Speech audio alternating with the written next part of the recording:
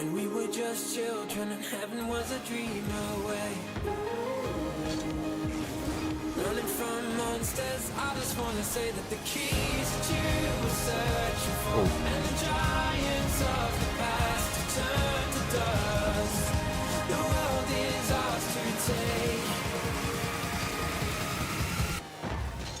And no, it's not too late. What?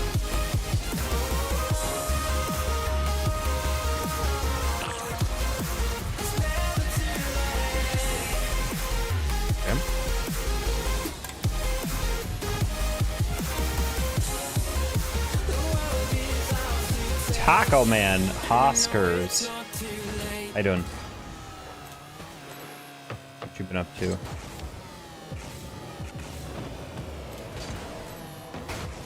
Also, now that Reddles is part of LG, you're his mod. You're basically LG Husky.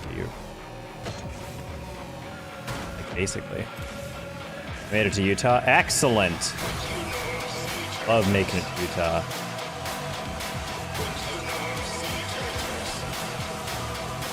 There's no more cult propaganda in the chat.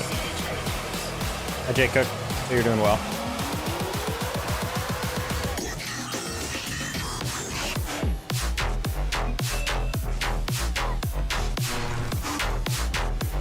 Hopefully y'all having a wonderful week. I keep streaming like later and later. I don't really mean to. It's like 6 o'clock and I'm like, I can't stream yet. Let's just eat. And then I ate. And I'm like, okay, well, let's take a shower. And then I took a shower. And then I was like answering DMs and whatnot. And then I look at my phone. It was like 8:45. I was like, oh no. And then I went to set up stream and everything. And now we're here. So it's like, well. Cheese stream and Discord. Oh, damn. Okay, so you're like fully loaded up. Now you just need Magic Bear to stream enough that you become his mod. And you'll have all the Luminous Affinity Stones.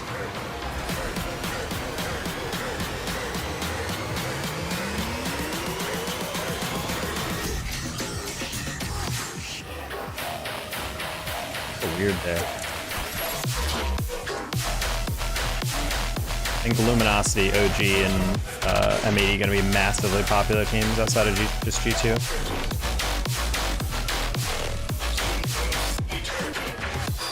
The Lumen Stones are mine. I'm gonna have to DM all my team stream leads to see if I can get a contract in place with someone. Because I know G2 knows me, but I'm fairly certain it's still gonna be Orb and T-Bates, but I know Orb has changed positions, so I'm like, I don't know if Orb is continuing to do team streams or if he's like doing them only sometimes. Because I got brought in on some of those, but it was always when Orb was like doing a marathon or something. So I think even though Orb has switched positions within G2, he's no longer a creator. I think he's like helping their marketing team or something. It's like, I think he's still hosting them, but I kind of want to send the DM to the dude. Just be like, hey, by the way, if you ever need a sub, like, or if you need someone in the future, I'm very much available. Don't know if it's still just gonna be Orb, but T-Bates, but I'd love to help being on air there. The only downside of doing the G2 stream is that it's good, it's good exposure, but the issue is you don't really cast, and I feel like I would rather have a team stream to like actually get a casting clip out of.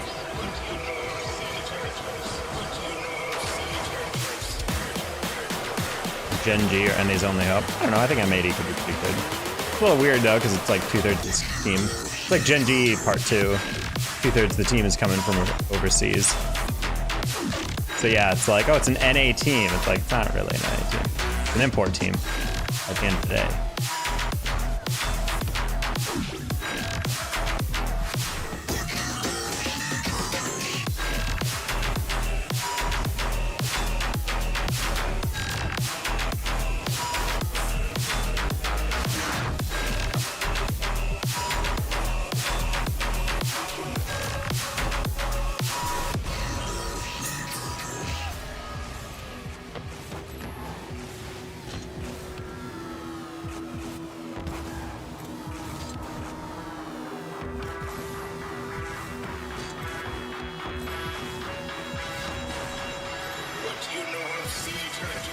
Hello, streamer man. Hello, dog man. We are having an exquisite evening. Slash start to your evening. Slash ending to your evening. I guess the weekend. I was taking a walk today and I was wondering why everyone was out and about, and I was like, all right. Because it's Friday. Completely blanked that for most people this is like a joyous day 'cause it's the end of the week. For me, I just was like, oh right, it's just another day. Based on my work schedule. Also, my short really fucking flopped today. It was very confusing. And then hilariously, it had the best click-through rate of any TikTok video, so I don't fucking know what any of those websites want anymore. Or at least TikTok. I actually deleted my TikTok. I'm gonna try to chop it a little bit. Or I'm just gonna try to re-edit the beginning.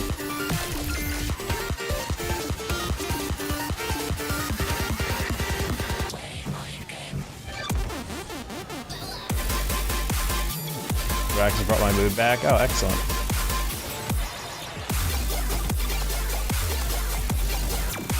Might have actually been the intro. He said more people swiped away on YouTube, according to my other videos, so I'm guessing that meant the intro wasn't catchy enough.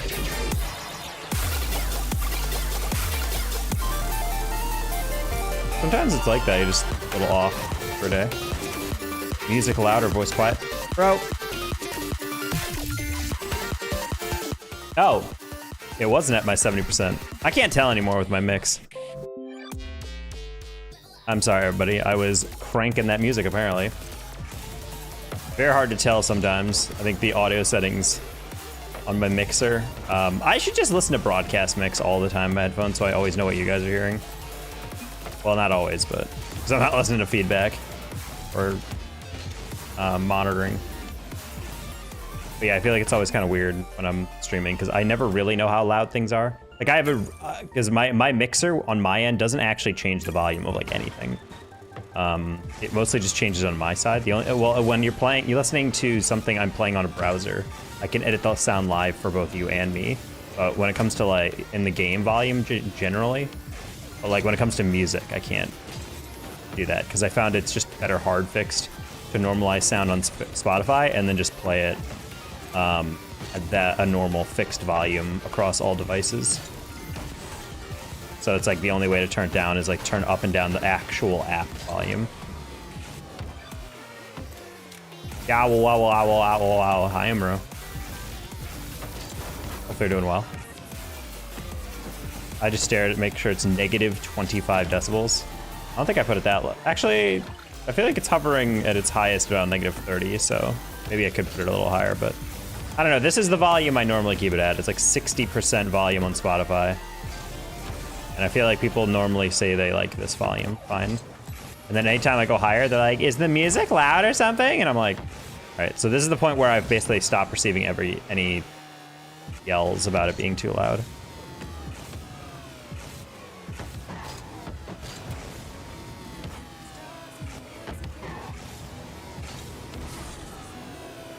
My bass at my bitch ass voice can't cut through the mix. I see.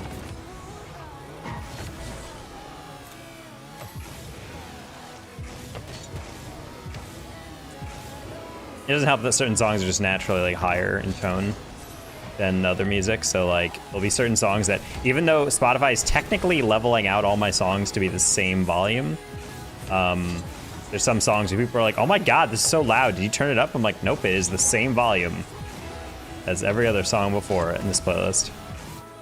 That happened yesterday with Elias, or the other day with Elias. He was like, why are you playing this song so loud? I can barely hear you. I was like, I'm talking the same volume. Your brain hurts? Damn. Have you asked it to stop? Maybe politely. Oh my God, it's Ant. Loudness wars in music mastering is a thing. I mean, there is kind of an element that where like loud music does sound good. Like when it's like really jamming, you're like, hell yeah. Although it does really kill like how elegant a track sounds. I feel like modern music, it's really hard to pick apart the different parts of a song because it all just gets mashed together the louder you turn it up. Like it's hard to, I feel like in older music, I could like isolate every instrument and like most tracks in a song. Whereas in modern music feels like it all just blends together.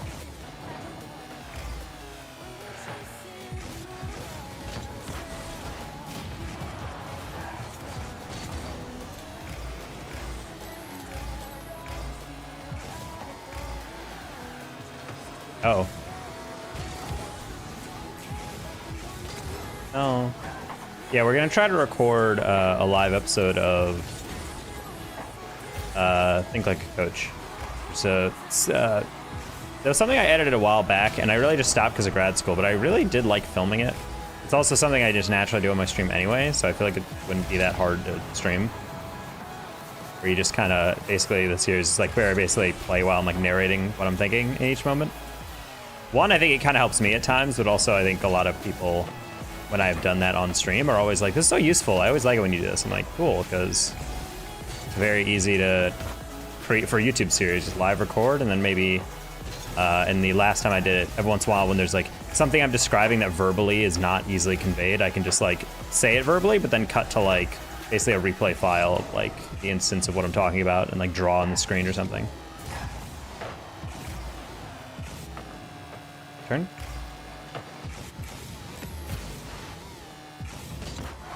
I wanted to throw that down to Ant. It was a little too heavy, far down. Oh, flare, not like this. On for it. There's some weird sidechain multi-$100,000 metal records, like the new Bad Omens record has so much in the mix, and they straight sidechain it with the vocals. Oh. Interesting. Interesting also that it went right into the goal. I think our kickoff was a little lackluster there. All right, player, we gotta step it up here.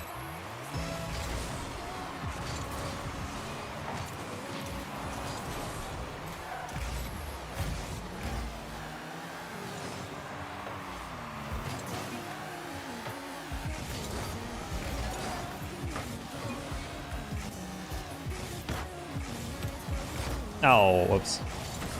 I cut, but I actually didn't get the contact I was looking for when I went for the cut.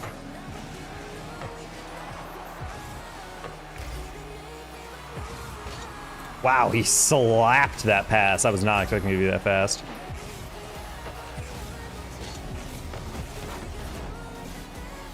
Player maybe has that.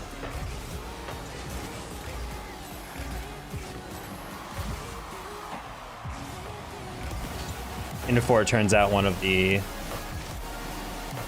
members of the band is like, yeah, I insist on mixing and mastering all the records.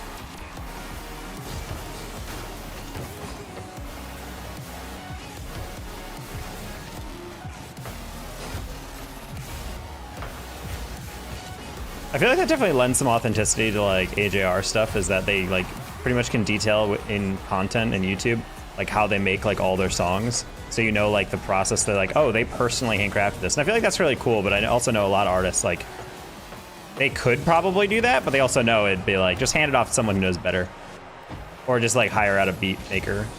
And then I feel like you're like, I always thought it was kind of ridiculous when people were like, I can't believe artists don't write all their own shit. And I'm like, bro, you have any idea how hard it is to like come up with like a catchy beat on top of good lyrics? Like, hell yeah, I'd be shopping that shit out. Producers. If I only had to come up with the lyrics as a songwriter. Also, it's not like when you're a creative person, you have the whole suite. Like some people are great songwriters, but don't have good voices. Vice versa.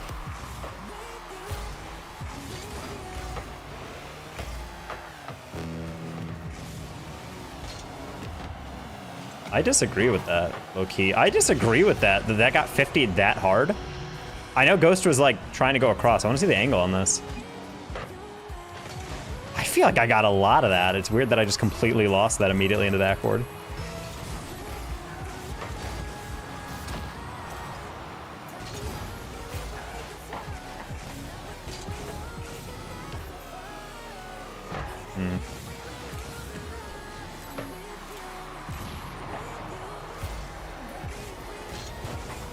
Oh, what the? The reason I was confused on that is because Ghost was like not on that side. Nice shot, Ant. Plenty of modern metal bands have similarly huge mix and bounce. Well, the big guitars and synths and vocals going, yes. I feel like if you lose all that, yeah, it just turns into like, and you're like, okay. I mean, I feel the same when content creators have like a good balance of music and everything, but then they just like have the crappiest mic balancing ever, and then they just like their mic peaking the whole time, and I'm like, bro, how do you not hear that? And wonder why do all the other creators have better sounding mics when you're using the exact same one?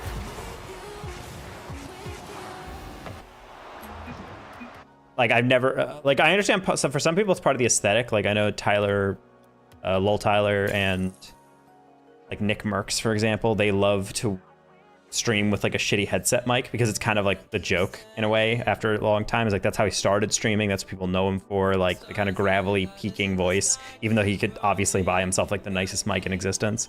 But I feel like it's weird when I see other creators who don't do it on purpose. They're just genuinely like, this is what audio should sound like. And I'm like, or even worse, when they have an expensive mic and they don't use it well. Like listening to someone at the shore where their audio the whole time is just like, okay, buddy. Certainly you've played around with your mixer. Certainly at least one person has DM'd you being like, hey, buddy, noticed you have literally no compressor and actually no noise gate on that shit, considering you dropped something in the kitchen 400 yards away and Mike picked it up. Hey, Midwest Car Soccer, thank you for the raid. Welcome in. I'm not... I don't know, it's Texas Midwest? I used to be the Midwest. I used to live in Chicago for 4 years. Either way, welcome in everybody. I'm Dana Taco. I'm a full-time caster and commentator within Rocket League, also full-time creator. So hopefully y'all having a wonderful evening. Hopefully the games are nice. Typically GC3 or SSL around these parts. Nice save. So we're just trying to rise up again in the beginning and maybe get top 100 while we're at it in the early season. Oh, he had the foul. I didn't even see him there. Okay.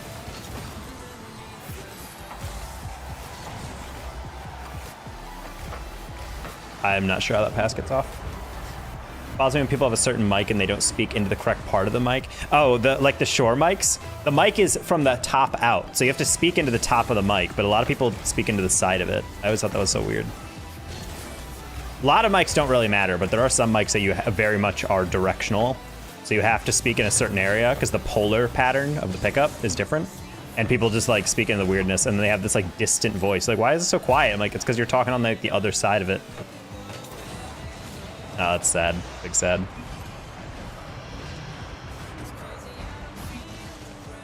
I was told loud plus peaking is funny. See, the thing is when you have like some people like artistically balance their mic where they turn down the total volume, but they leave the gain high. So you're peaking, but it's not actually like loud enough to hurt your ears, if that makes sense. Like the mic is not transmitting a super loud in total thing, or you're turning down the volume afterwards, but it's still peaking. That can be kind of funny, but when people just have like a straight up mic that is blasting full volume all the time, that's a banger. That's not a banger? Okay, buddy. That was almost a hilarious goal.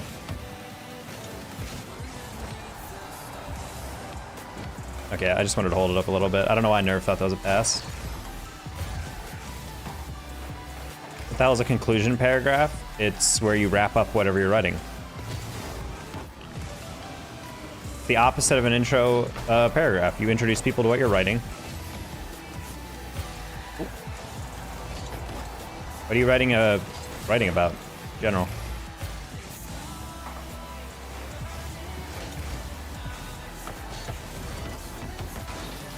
Bang, there we go. Nice. I'm glad they stuck around on that rotation. Some people at the shore just have the flat EQ and no compressor. See, the compressor is the #1 thing, in my opinion, about a good mic. Like, if a compressor's good on a mic, it makes... Or really, if you have a good compressor on any mic, it can turn a mic sound really good. Like, I have a $30 mic that I use as a travel mic. It's like as big as like your index and middle finger put together. It's like 3 inches, 4 inches, and like an inch wide. It's so small. And so you can take it anywhere. It fits in like your pocket. You can put it in your backpack or whatever, and it's a USB mic. And when I bought it, I'm like, this probably sounds pretty garbage. Let's try to like add some mixer to, let's try to add some mixing to it. So I went into OBS, screwed around with a couple settings. It has no onboard software. It's just like, this is a mic. And so I turned on the settings. I added a compressor, which essentially takes the lowest sounds and turns them up, and the highest sounds and turns them down. So it compresses the range of how loud or how quiet your mic can be, basically. And then I put a noise gate on, which is essentially what's the lowest volume that the mic will pick up volume, which is good for like if you have a fan in the background or maybe like traffic drives by your house or something. I would love it if I stopped getting 2v1'd. Why do we keep clearing it off the sidewall like this? It's such a weird way to play. And so That's a good size compressor. I mean the mic. No, but a condenser is a different, that's a type of microphone, but no, compressor is what I was talking about. That's the filter you put on your mic. And that's the thing, the compressor is really important because that like is when you're listening to casters and you're hearing them scream at the top of their lungs, but the mic isn't peaking, that's because a compressor's on it. It's basically whenever they scream, the mic is like, okay, buddy, let's calm down. And then when they're whispering like this, you can still hear everything I'm saying, even though there's music going on, and even though I'm actually, like, by definition, whispering and speaking quietly. You know? Like, a good compressor allows you to do both, and it's all able to be heard. Whereas people just rip out their mic and they're like, why doesn't it sound good off the bat? I'm like, because every room is different and every voice is different. You have to match your mic to what your voice needs are. Hey, Grumpa, is that in? Wow, I can't catch a break these games. What was that?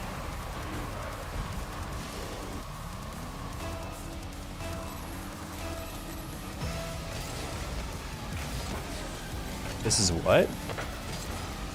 Have we tried Rocket Racing yet? I would need to download 40 gigs of Fortnite, and to be honest, I don't think I have that space on my hard drive yet. On like my main drive. I'm gonna have to check like if I can delete something.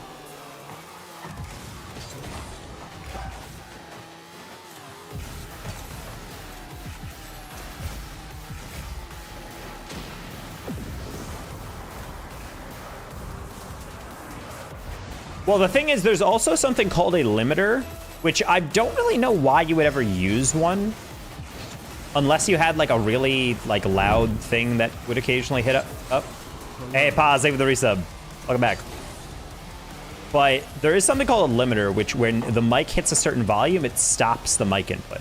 The thing is like, it doesn't turn it down, it just cuts it off. So like sometimes if you're yelling, your mic will blah, blah, blah, blah, blah, and just like cut off. And it's like, I don't really know why you'd want that. I'm like, the only thing I think of is if like there was like, I don't know, a fucking cannon going off outside your door. And it's like, yeah, every time that goes off, I don't want to deafen people. So like, yeah, cut my mic when that happens or whatever. That's fine. It's well over. Sorry, Nerve, I was scared he would 50 you. I should have.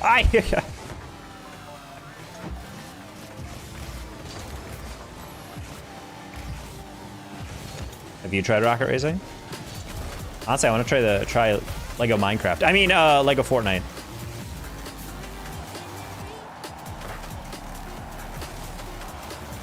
It's funny how every video game company has upset players. People were like, I can't believe this is gonna make Mojang or whatever actually get off their butts. And it's just like, wow, crazy. No developers pleasing their fan base.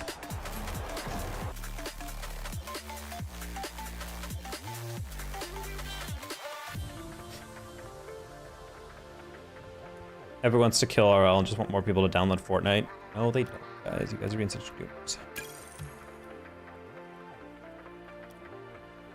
Slowly hemorrhaging all my MMR at the beginning. What more than 50 months of resub. It's crazy. At tier 2 as well. So shout out to Oz dropping the extra $5 per month. One of my buddies has one built into his mic by default. I mean, a lot of mics have software within them to help balance things out. But for the most part, a lot of mics are just like well-built architecture for like sensitivity and whatnot, like how like the range of like audio they can capture and how crisp it's gonna be. And then it's up to your mixer's job to kind of process that into what they ultimately hear. And I think that's why it's important to have a good mixer if you have an XLR mic. I think the USB mics are good, but my only issue is that I keep seeing is that people will like install this shit and then like edit all their stuff, and then the app will like update, and then it will like mix up their settings, and then you're like, okay, well, what's the point of profiles and settings if it's gonna like reset them every time I do that? Whereas with the mixer, it's just like, I'm gonna set it, and now that's just what it sounds like.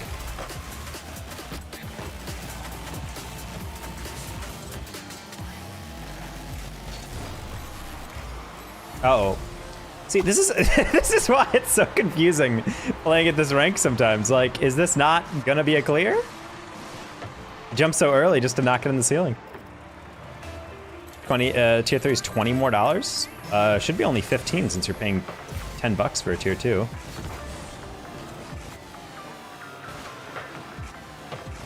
He almost peaked there.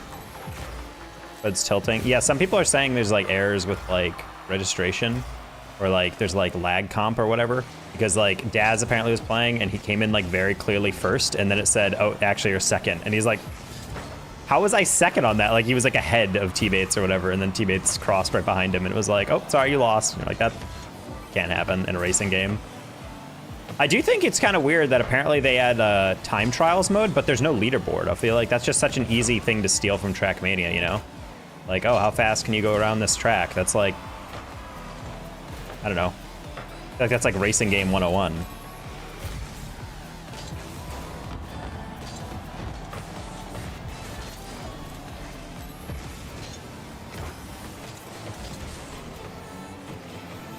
Okay, Ant's a pretty good player, so anytime it's near him, I'm just gonna let it have. Whenever Jay's on this ball, I'm gonna be a little more cautious.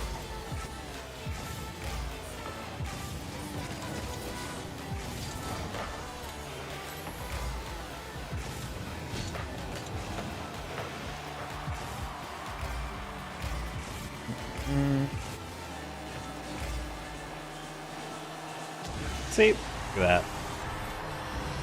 Fate's literally always wrong. No, he's not, bro. He had a tweet about Zion Williamson. Bro, I've been ranting about that stuff all day. Still the most insane player in the NBA. Bro spent the entire offseason impregnating OnlyFans girls because he's an idiot.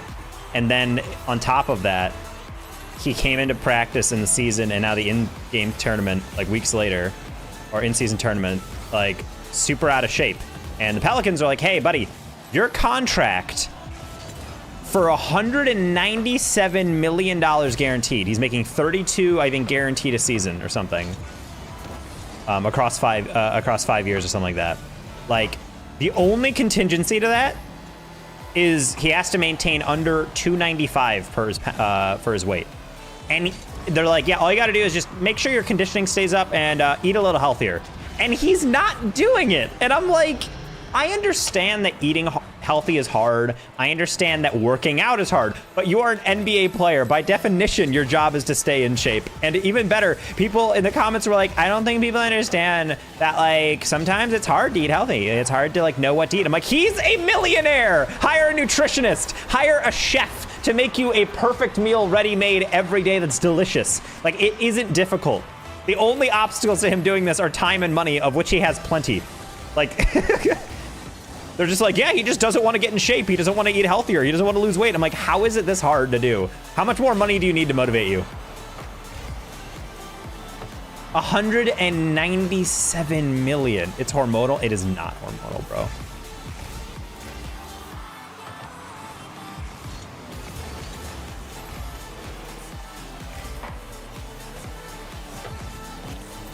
Oh. Looking like you need to duo queue. Now we're fine. I mean, I'm not playing like razor sharp either, but it's just like frustrating when we're in these situations where it's like the goals are going in because we're just like straight up like tossing the ball away. That's the stuff that always like tilted me about early season ranked games, is like half the goals aren't even like good goals. They're just like go in. Ant's playing out of his mind right now. He's playing very well, so I'll give him that.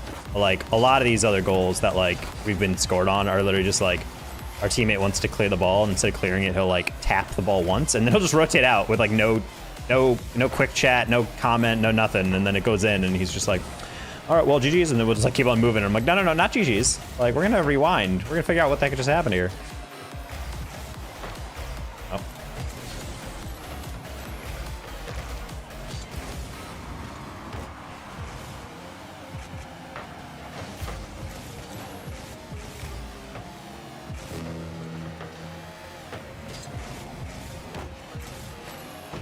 How to get touch.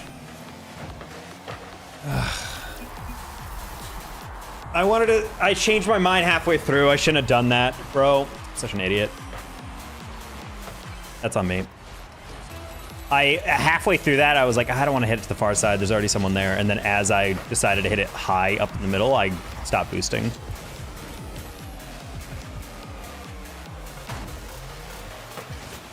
Duo queues aren't annoying so long as they remember what game mode they're playing. There's a lot of people who play duo queue and they just play it like it's 2v2. They only pass to each other. They only rotate around each other. And then the third is just like, bro, you're in the way. I'm like, bro, I am the third.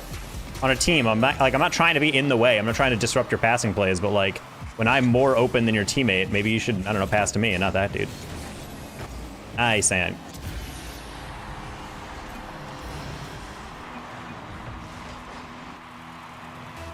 also, I want to play in the new car, but apparently it's $40 in Rocket Racing. Do you guys see that? $40, by the way, for one car and like 5 decals.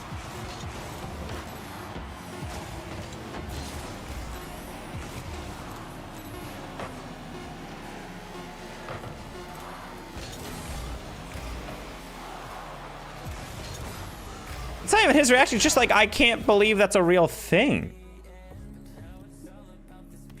And then y'all give me shit for how much money I was spent on that. Well, the thing is, like, it's all V-Bucks, so like, kids probably have a bunch saved up already. And ultimately, that price tag is like, I'm fairly certain you can play Rocket Racing enough to unlock that car, or you can just buy it. I think that's the thing. So I think it's incentivizing people to play it, so it's either like pay this amount or do that. But yeah. That's a huge issue because I want to play it. I want to be a good Rocket League content creator and make a video about it or whatever, but not really. I don't think I'll ever really be someone who's like, the new car is incredible. I kind of made a joke about that where it's just like headline simulator or, you know, YouTube title simulator with new cars. This new car fixed my problems with my dad. This new car made me bald.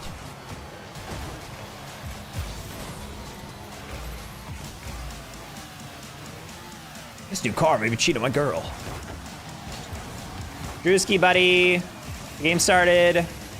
Drewskers. Drewski. No, Drewski! This team isn't even like... I was also like, am I gonna score on a 3v2?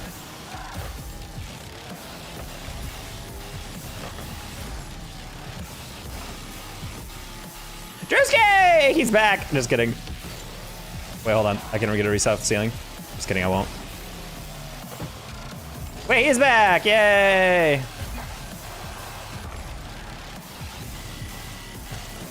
Cool, sick pass. Actually better than what I can do.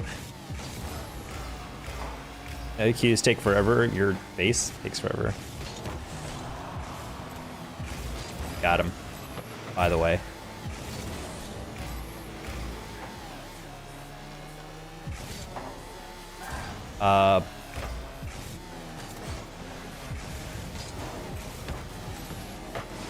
Good job, Jay. I tried to get you a better pass than that, but then I decided, how about no? Just kidding. I didn't decide that, Chad. I didn't decide it.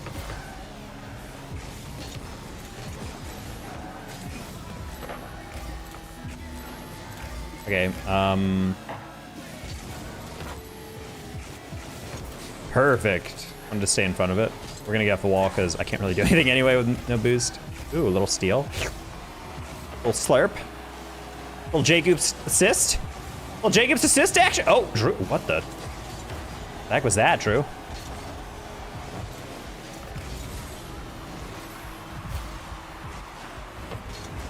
Okay, Drew, I'll give you some time to get back. We're gonna go for ground double. Ah, too far.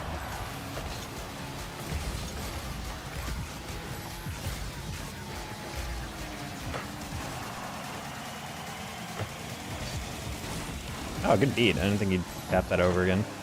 Ranked up silver 2 in Rocket Racing. Let's go.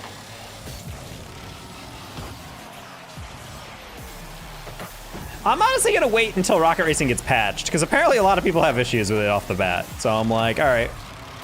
It's like most games, don't play it immediately, or like most updates, like don't play it immediately. Wait for the hot fix and then jump on. Oh, whoops. The bugs are annoying though, yeah.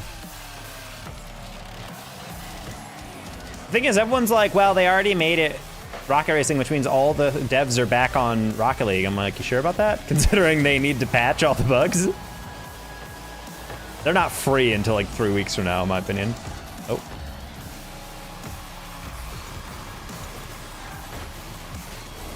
How is it still 0-0? I feel like we've had much more than pressure.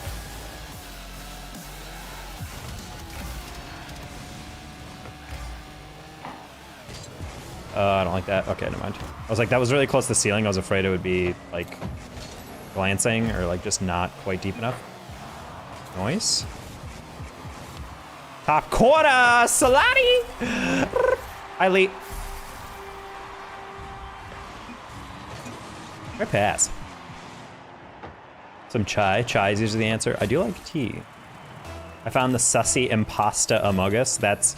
I don't like how that's a sentence in the English vernacular. Sussy impasta among us. What? Why did God's light leave us? Is the follow-up to that. No!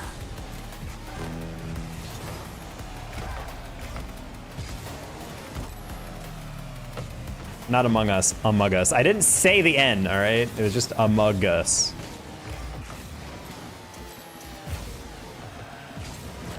All right, I jumped early to pinch it underneath that first guy.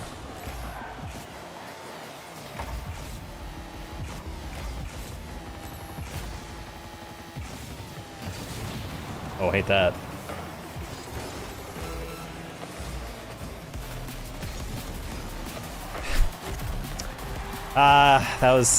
That's partially on me. I saw Jay cut and I'm like 99% of the time solo queue that person who cuts is gonna go. And then he stopped going. And I'm like, that's exactly the reason you don't cut. Because as soon as you doubt yourself, then I don't know what you're thinking.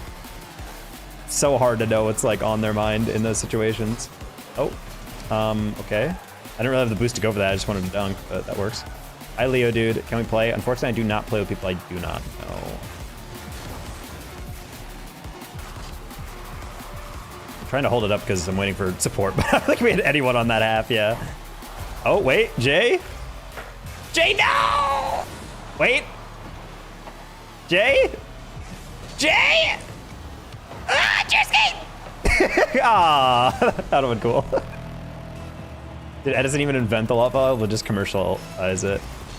Yeah, Edison was more of a businessman, less an engineer or inventor. He's basically the modern day equivalent of the dude. Like, did you guys see the tweet today where that engineer told that someone got him a huge bottle of bourbon as a celebration for closing a deal, but apparently the guy who closed the deal, like the business guy, who basically just talked to the engineer, used all his talking points and presentation, and then like basically just got them to sign off on the contract. He got a bonus larger than the engineer's whole salary, and to celebrate the engineer, the guy who got that bonus just gave the engineer a bottle of bourbon. He was just like, that's what I knew I needed to quit my job. And I'm like, yeah, I'd be pretty pissed if I found that out. Apparently the deal was like $500 million or something insane like that.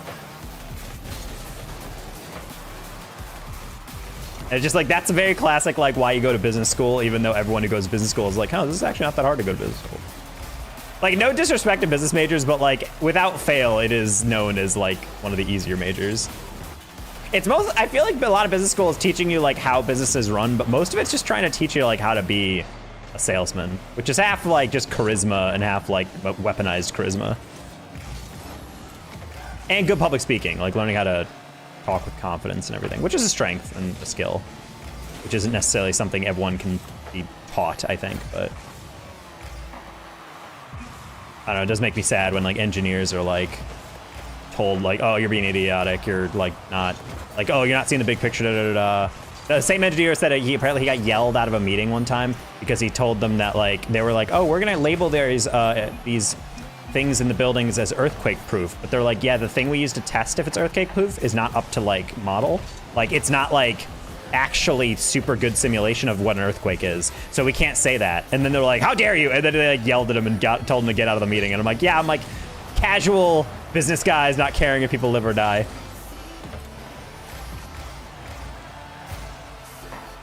All well and good until, you know, 4 years from now that building is built and then people die because it collapses on top of everyone, when every other building around it's going to stay standing. Also, I feel like earthquake proof is always like a weird term, considering I feel like everything is earthquake resistant. I can't think of many things that would be 100% immune. At least like that you would build a building with. Oh, that was such a winnable goal.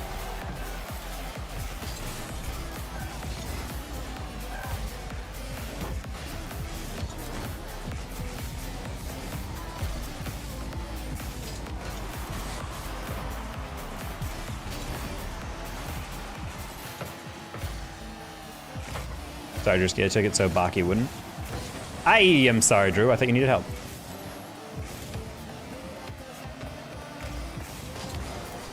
You want a harder flick, homie? Speaking of earthquake to melt steel beams. Wait a minute, hold on.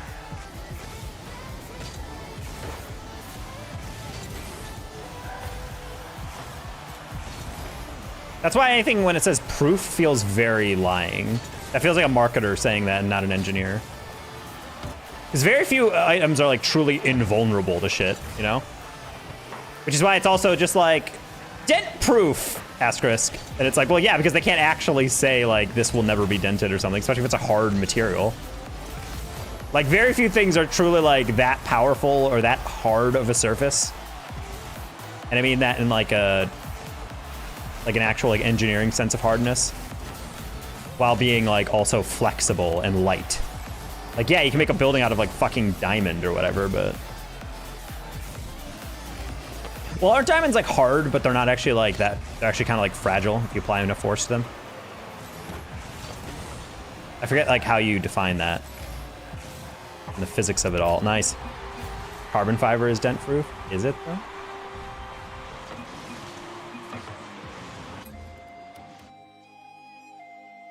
They're very brittle, yes. Although I think there's an upper bound to how strong regular earthquakes can be. So in theory, you can be able to build something no earthquake can tear down.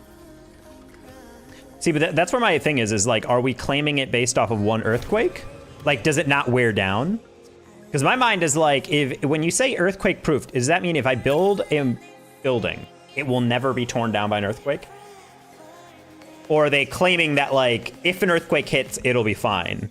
But like, how many earthquakes does that count? What if it gets like 3 earthquakes in like 10 years or something? Will it die? It proves an earthquake exists. That's why it's a proof. Yeah, like a proof. It's like if earthquake does happen, will it be destroyed? No. Carbon fiber kind of just disintegrates on impact. It's very rigid until it's not. Wait, so it's dent proof because before it gets dented, it'll just get destroyed? I feel like that's kind of a cheat. When's that sub carbon fiber? Maybe? That feels like cheating. You can't say it's dent proof and it's just gonna explode. What if the enemy doesn't use 4 earthquake cells? That's a Clash of Clans joke right there. Leave it to the mobile gamer to make a Clash of Clans thing. It literally cannot be dented, bro. I'd be so angry if someone sold me a dent-proof car and then it got bumped. And just like, imagine your front bumper just like turns to dust immediately, and they're like, "You said it was dent-proof." They're like, "Yeah, it didn't dent. It exploded." That'll be $790 for your new bumper.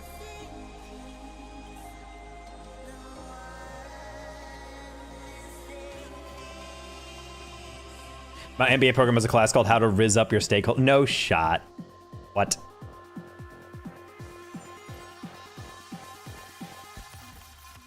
Also, you say my MBA program. Are you going to an MBA program right now?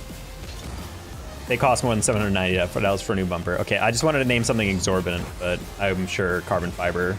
I mean, carbon fiber looks great. I love the interior of like those black carbon fiber cars, and it's just like, ooh. Especially in like the supercars or whatever. No, I'm not. I'm making one. Oh, okay. That's just 2 times to get you to notice. Bro, it's really hard in games like that where it's a long overtime against teams that I feel like I should beat. Because I know that the moment I'm just like, blah, blah, blah, blah, look at chat, I'm going to like miss out on like a cross-field ripper. Okay, we got Ant, the best player in all of ranked right now. He's literally tearing these teams apart. $12,000 for that bumper? Qua?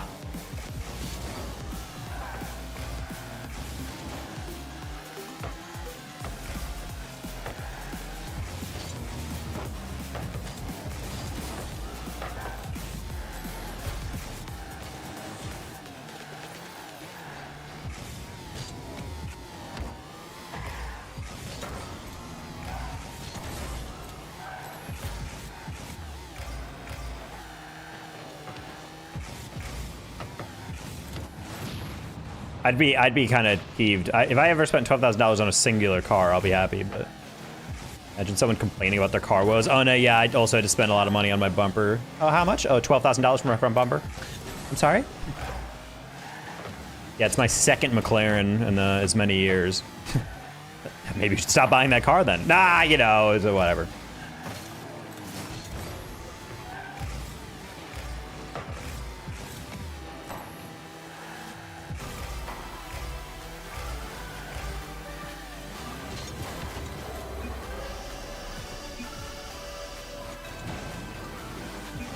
I had a neighbor who used to complain that people don't drive like they used to. And also, cars weren't made as well anymore. And it was like, why? He's like, because I keep getting in accidents and my car keeps getting damaged. But it was always like the front of his car. Like, I'd understand if you got hit and it's like the side of your car or maybe the back of your car. But I feel like it's really has to be a specific situation for the front of your car to get damaged and it not be your fault. Like, are you constantly behind people about to back up? Like, how often are you hitting the front of your car?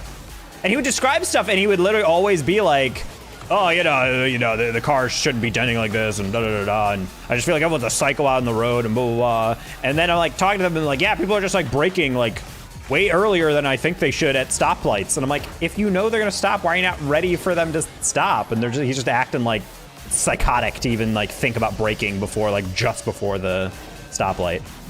Definitely the type of driver who like wears through his brake pads because he goes from like 40 to like 0 in the space of like 30 yards instead of just like steadily braking as you come down to a stoplight.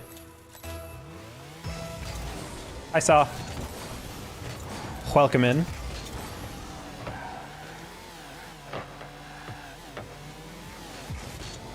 Oof.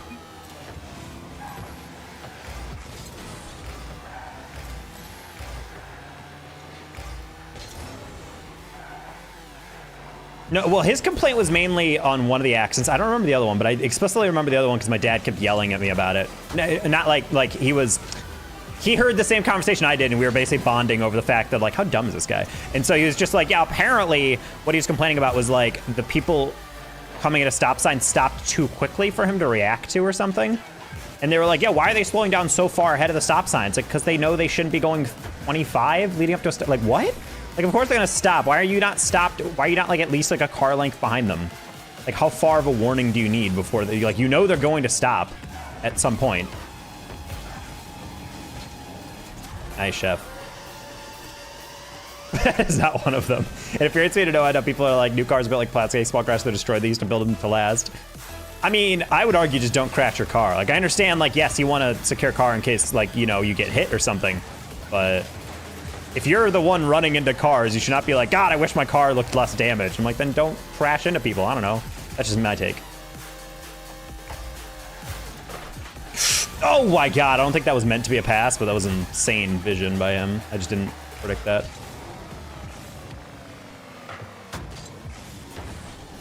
Ah, that could have been a cool pinch if Chef was a little bit farther to the inside.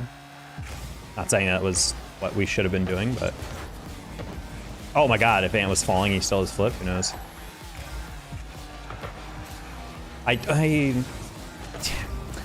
That's so weird. Ant was on top of that dude. I was thinking like, oh, Ant's behind, that's fine. And then I realized the guy's also there, but like, how close was this?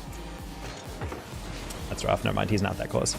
Got any tips to get out of diamond? I would say to play better on the wall and make sure you're working. Like, work on catching the ball and controlling the ball on the wall and being able to, like, at least touch the ball on the wall and then follow it up with at least one touch.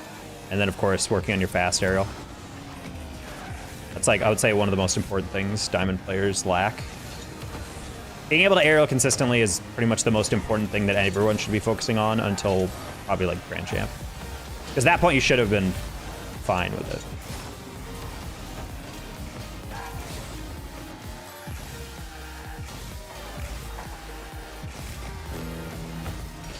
What a bounce, dude.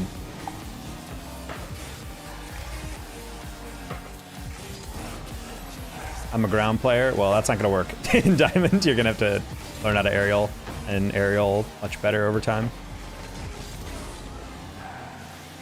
The higher up you go, the faster and more aerial-based the gameplay is.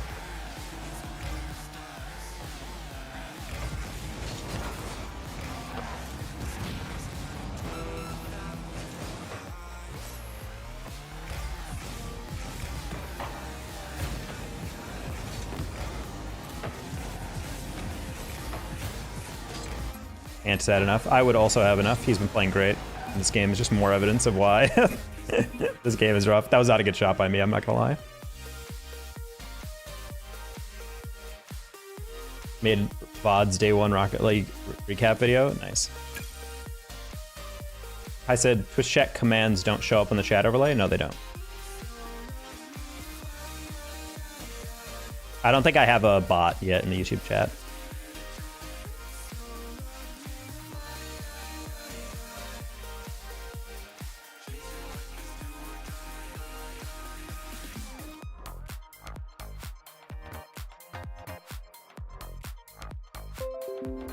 And us. And see your chat coming in earlier on the YouTube.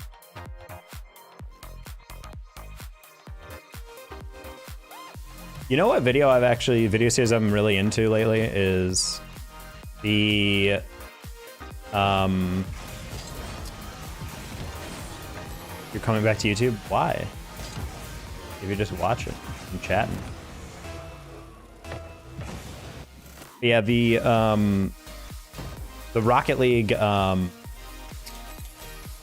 sorry, I don't even know. I wasn't saying anything. So the YouTube series I've been obsessed with lately that I've been watching in the background whenever I'm doing anything now is there's a YouTuber Jet something, I don't even remember the name, but basically his dad used to be on the show Iron Chef. He's like a old school Chinese dad, I think, or from Singapore, and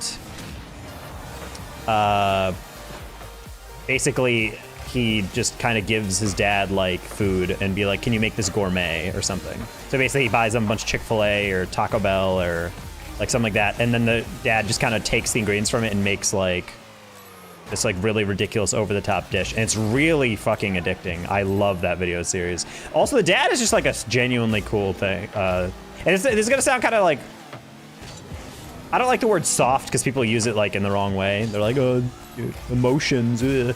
But like it's really genuinely cute because like the dad calls his son all the time when they're talking, and there's a lot of relief of like, well, he'll give his dad like flaming hot Cheetos and he's like, oh my gosh, why it's like kids want to try spicier and spicier things lately. It just feels like it's meant for pain more than blah, blah, blah, blah. And then his son's like, oh yeah, yeah, they hurt my stomach when I ate them. And he goes, oh no, son, please do not do that. And I'm like, it's such an adorable parent, but he's also like obviously a very good cook, and he's very funny. He also never trashes the restaurants or anything they eat from, which I really do like. He like will critique the food, but he'll never be like, this restaurant's terrible, this chef is terrible. He'll just like be very calm and patient, give like an honest critique of the food. It's really fascinating to watch. I know you're talking about great YouTube series. Nice. Decent amount of spicy stuff, and then my stomach started disagreeing. Yeah, spicy stuff doesn't really hurt me, except if it's like way over the top. Like, I will say the worst stomach pain of my entire life was on that charity stream where I ate a teaspoonful of the bomb hot sauce. Oh my God, bro. I have never felt like my stomach is going to melt like I ingested acid before that day. But then I truly understood the horror of people who can't handle spice, because I wouldn't say I handle spice super well, but like I've eaten a lot of hot stuff in my growing up because my dad's like a fiend. This type of dude who just like eats habaneros like they're like nothing. He'll just like pop them in to like every dish he's making. He chops them up like full, puts them on a lot of shit. Like he loves really spicy food, so I grew up with really spicy food. God damn it, dude. I was not ready for just to not touch that at all. But that da bomb is built to literally just kill you. Like it's built to give you pain. I thought I was gonna have to cancel that stream because I kept having to go, I don't know what that means.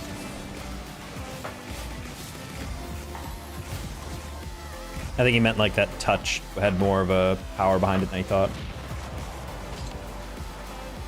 What am I doing today? I feel really strange. Like I'm just like not making a good decision on half these touches. Or rather like my brain is like, oh, this touch will go here, and then it just doesn't at all do what I need it to do because I'm not lined up correctly.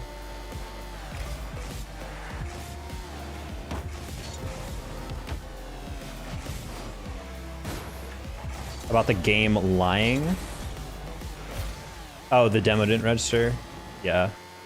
I mean, I feel like Woody and Rocket Sledge have described that process like 900 times, and people are still like, this game, somehow this isn't a demo. And I'm like, yes, like, I've been here before. Oh, just stretched for that. Wow. That was a close one. Post race time penalties. Ah, yes.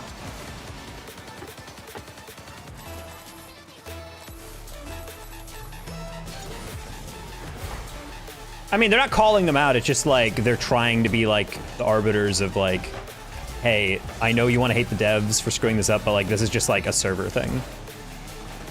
Like you're playing a game that is pretty accurate based on how quick it needs to process a lot of stuff. Occasionally the demos are going to be a little lagged. I mean, Woody just makes fun of them because it's like you're arguing the wrong thing. Like, what you're seeing on your screen and what's actually happening in the server are two different things. Most of the time, they're pretty much synced, but oftentimes there's going to be moments where a 1/10 of a second difference is not going to be registered or something, you know?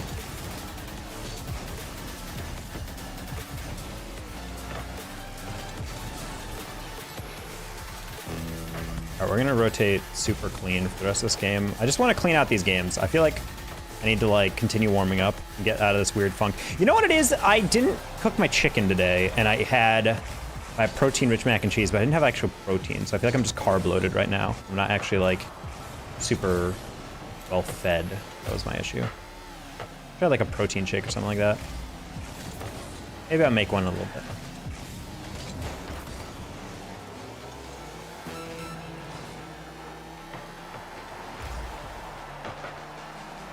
I mean, that stuff used to drive me crazy in Call of Duty, like for sure.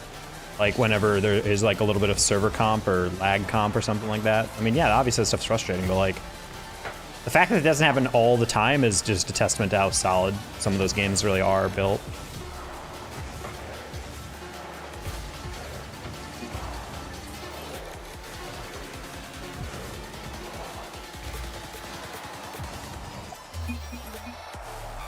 Came in first in the next round and owned all those frauds anyway. Let's go.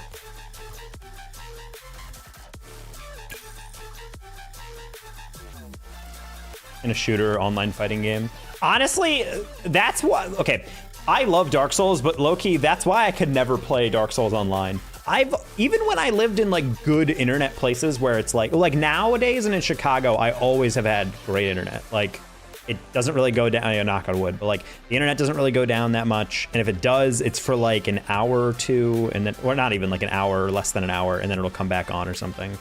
And overall, it doesn't fluctuate that much. Like right now, I pay for 300 down, 300 up, and I'm pretty much getting 250, 250. And you'll get online with like Dark Souls and Elden Ring PvP, and you'll get so many ghost hits. It's just like, they just can't quite get it. And I think PvP is really interesting, and I used to kind of want to get involved with it, but like after a while I'm just like, this is just not fun. Like, especially when like part of the job of like fighting is knowing like I forget the fighting game term. I guess it's just technically spacing, but like knowing how far away an attack's gonna reach and then how far you can go to punish the counter hit, well, on the counter hit. Like stuff like that in Dark Souls just doesn't exist, because you'll have someone swing at you and very clearly you're not being hit by it, and then you'll just take damage, and you're just like, oh. So it's not like a late hit, it's just straight up like, that sword was not reaching me on my screen. And if you're supposed to like compensate for that, it's like, so anything within like 1.4 sword lengths is like hittable on me? Like, that just feels weird. The air from his swing cutting through the game is going to be hitting me. That's stealing damage, not the sword. Oh. It's pretty good, honestly. I mean, if it wasn't, this game would be unplayable, low-key. Like, this game can't be played on like bad connection, especially with how quick it is and how like ridiculous you have to be in terms of like the precision of these touches. If you touch the ball any later than you did on a lot of these build-ups, you would just get torched. Penis Smiter, I'm sorry. Where'd that come from, homie? Oof.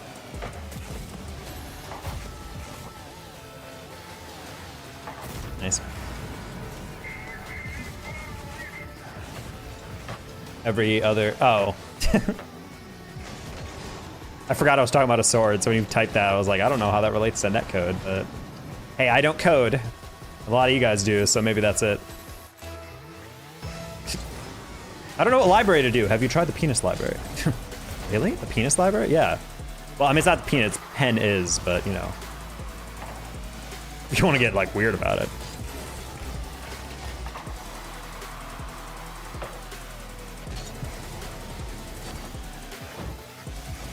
No!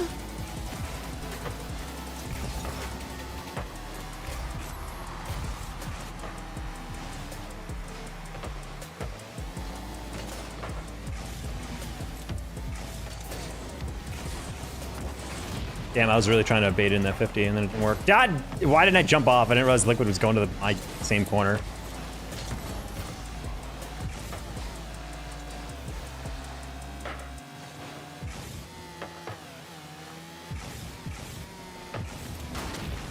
I'm like, you really gonna catch that, homie?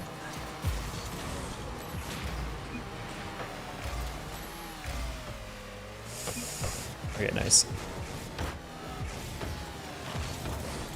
Bad landing.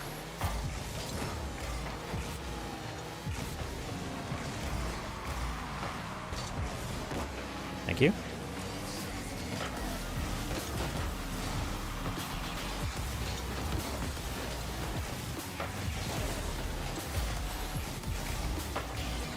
Ramen? Hello? You shaved? Yeah, my beard was getting really itchy. And the skin under my beard was getting kind of, was not getting moisturized well, or I didn't have enough to like put some gel. I have like some skin condition. So I've put some like gel on it occasionally to like help let it fluff off or whatever. And so I was just like, I'm just gonna shave. I'm just gonna go. I also need a new razor because I think my cats have like been playing with my beard trimmer clips. And so I've lost like the number 1, 2, and 3 clips. I have no idea where they are. So I really can only clean shave or nothing else. So I think I'm gonna have to at least look up if I can buy new clips or something. Low-key, a new trimmer actually does sound kind of nice, but you know, one over-the-top purchase that isn't technically necessary at a time, yeah, that's bad. Especially since pretty much most clips I feel like are standardized, or at least if you just get like the brand.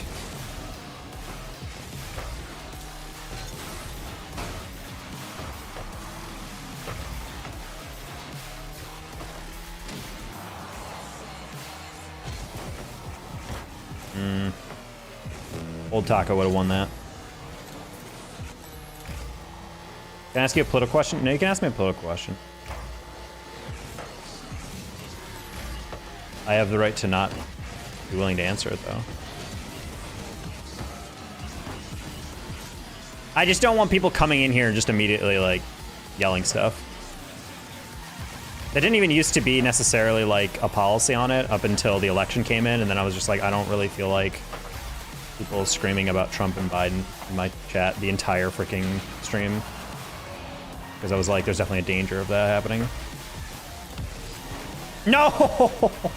I ran out of boost. I wanted to scoop that and then double jump it to the top shelf and go for like an air dribble. You support Palestine? I do. The unfortunate thing is that I only mention that on stream and when I am with friends. Because the irritating part about working in stream is that I don't necessarily want to be private about that. But at the same time, I get really frustrated when people lose their jobs or get blacklisted from stuff just over a political opinion. So I try to amplify posts when I can, but I can't publicly come out and say that.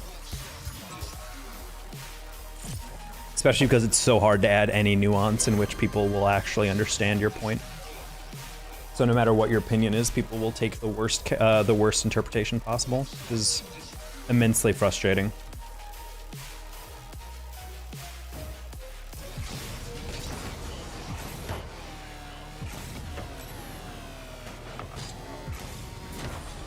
Especially because I would love to speak out and post about things, but at the same time, it's like, all it takes is one person to see it and then assume the worst about me and then never hire me again and spread the word.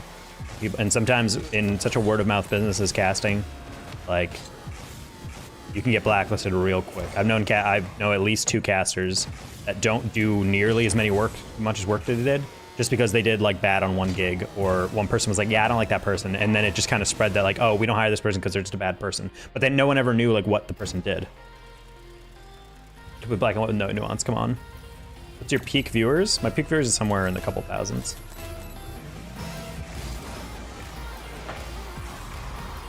Peak natural viewers, I would say, is like 150. Oh, like taco is stinky, bro. Nothing new about that insult. What are you doing, Angie?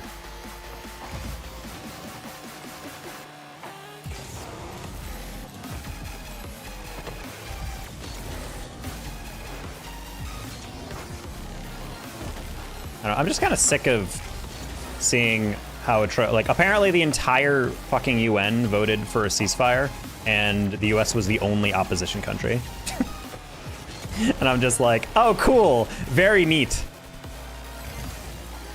Where would we be without making sure the profits being captured by all of our war-making companies?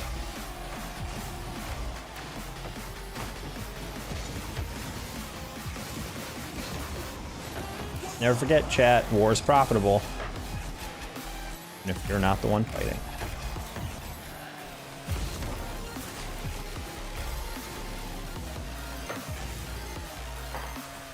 But just shit like a reporter for Al Jazeera lost his entire extended family in an airstrike or something, and he's reporting on it live, and he's like crying his fucking eyes out, or like trying to hold back tears or whatever.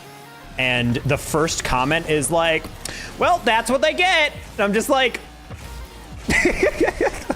like, oh, so you're like definitely burning in hell. Like you're like definitely do not deserve a happy afterlife, straight up.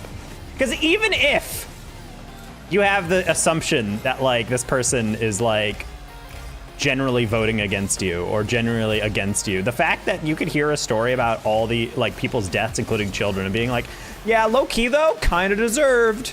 I'm like, you're like nothing can salvage you. All right. So yeah, that shit really bothers me. You know, as much as I want to tweet about it, all it takes is one person to be like, oh, so what you're saying is that Hamas was justified in murdering people on October 7th? And it's like, no. And you fucking know I don't mean that, but, you know.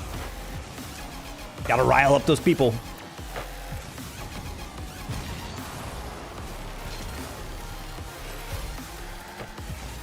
Yeah, the Raytheon meme I did have a chuckle at. Oh, that was not the touch I wanted.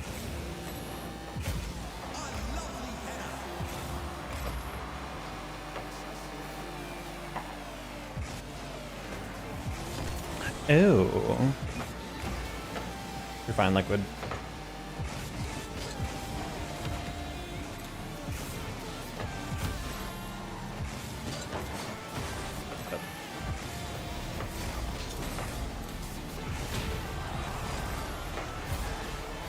Hi, Ceiling. How are you doing?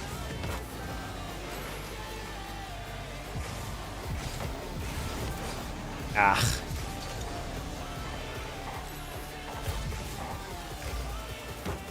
Trying to knock to the side where maybe our teammate can get to it. Ah, not interesting enough to touch, I guess. It's fine. We're gonna buy time with a double, and then a little bit of. Oh, never mind. I was momentarily in the same state as MJog and in the same city as Bass and Pyro. I've been in that Vegas life. Gosh, hecking darn it, bro.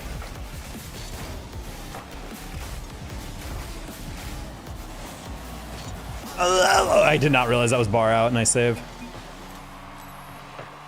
That was freaky.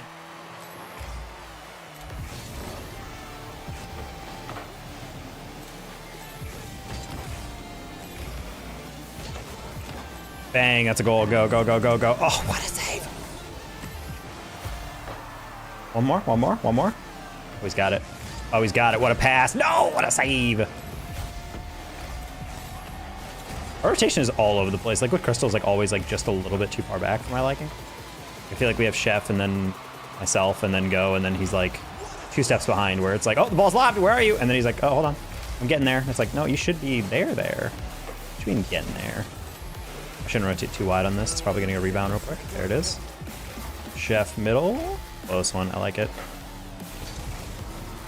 And we're gonna hold that up and keep it a little soft. Nice. My current state is solid. I'm just in a state of denial.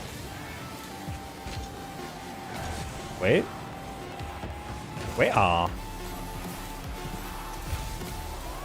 Chef. Aw.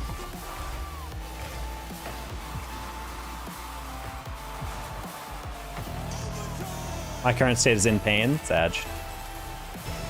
Are you champ or grand champ or neither? I am grand champ, like 3 right now. I don't remember my exact MMR. But we were SSL last season and many other seasons as well.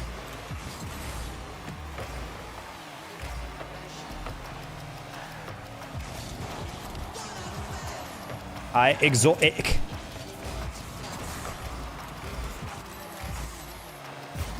Whoa! No, he read that! I shouldn't have gone.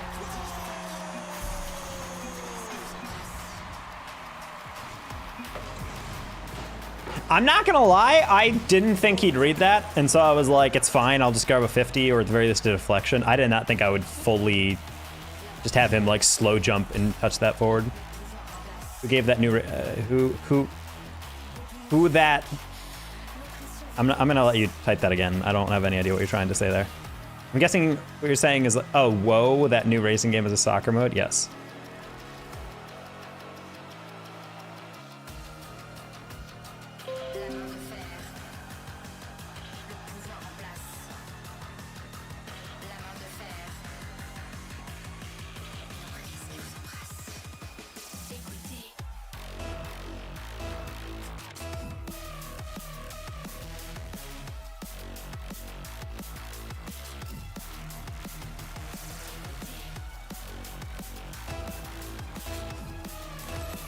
Boat.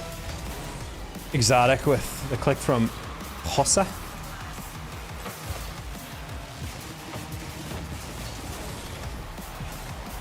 Dresky!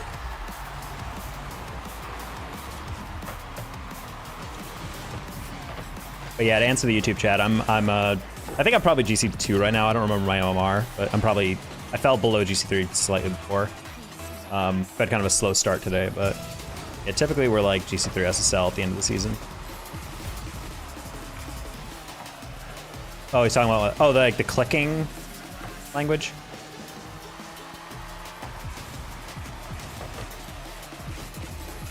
I think it's weird to say the, I'm sure there's multiple.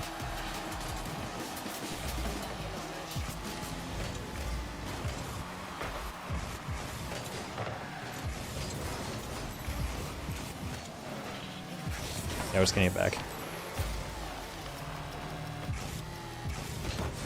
Just gonna hit it fast enough, because I was like, yeah, that'd probably be a weird read.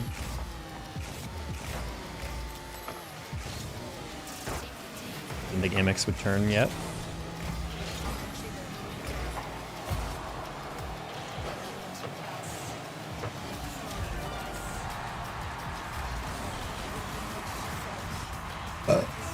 Burp.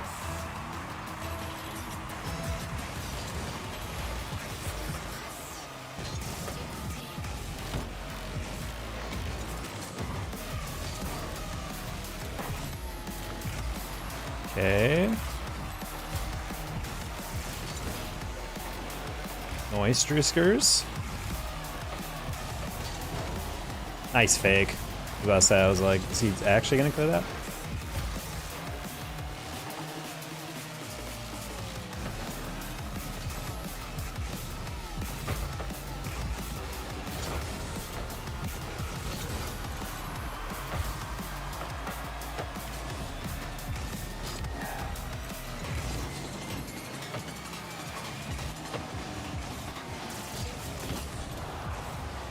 I am lobbing that, I'll never know.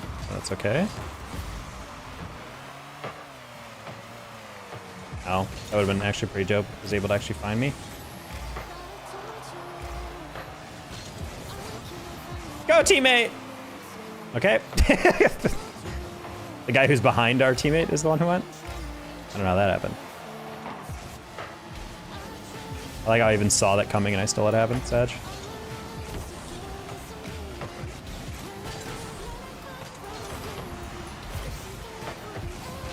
Nice. Pass. Finally started hitting the ceiling. I mean, I'm a huge fan of doubling off the ceiling. Just really complicated when people hit it off the ceiling and then they don't have that read. I'm like, you look so confident.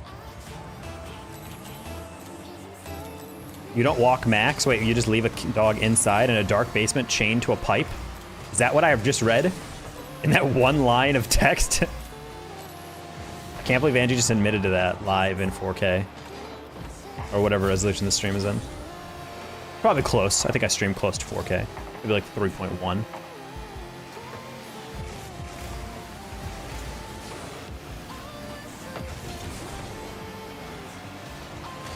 Max runs indoors. Bro, what is happening right now? This is like the jankiest movement. So we got me getting bumped. You have IK and Drewski out both on the near side. IK cuts across the middle, which looks like he's chowing, but actually no, he's just flipping across. And then Drew is in the background like, oh wait, I was supposed to get that. This is the weird one.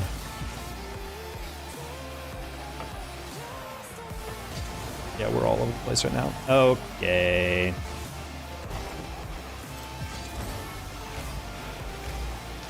It's like that freaking Angie reminds me of that Sonic meme of the kid in the Sonic costume. It says when you run fast in the speed of life, then that means when you run fast in the speed of light, you always live in darkness.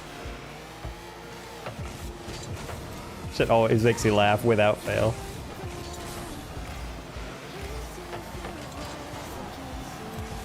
It's such a great meme. I'll have to find it after this one.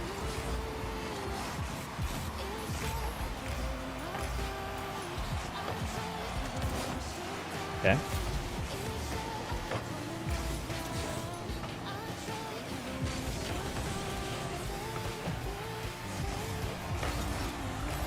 Uh-oh.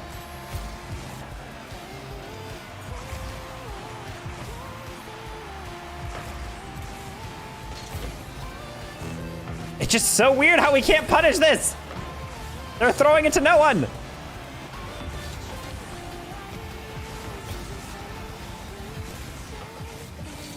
Oh. Next taking his time on that one. Alright, I'll get him on this. There you go.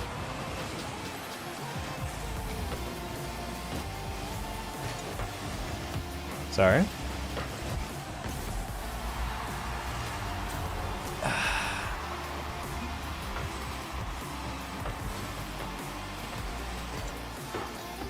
He had a pretty open avenue to clear that. I just didn't expect him to hit it back into the side wall, which is why, or the back wall, or back corner, which is why I rotated back there, because I'm like, okay, he has a pretty good clear. He's been clearing it all game long. He hasn't really gone for possession touches, and then the one time he does, ugh.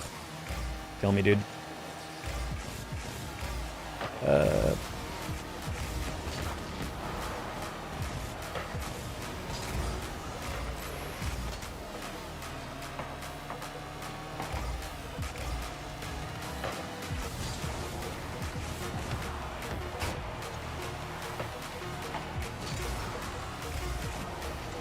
Banger. Why he's hitting that across the backfield, who knows? Hi, Pyro! You missed me in your woods? What? You were in his woods? I knew you were in his town. I didn't know you were stalking the trees outside. That's pretty impressive considering Las Vegas does not really have a lot of foliage. I was in the cactus. Ow, ow, ow, ow.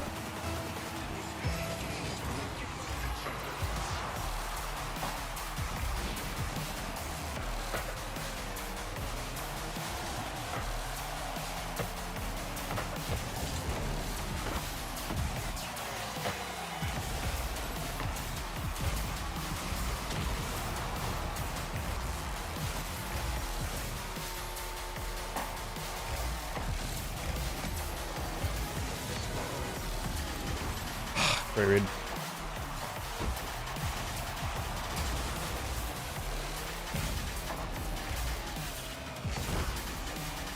No, he has no more boost, bro. If he had literally anything, I'm like, that'll be delivered right on a little, you know, plate thing.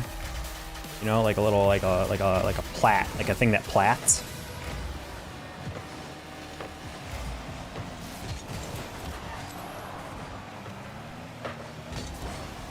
I bet I flipped the wrong way. We're doing a creator competition. Okay.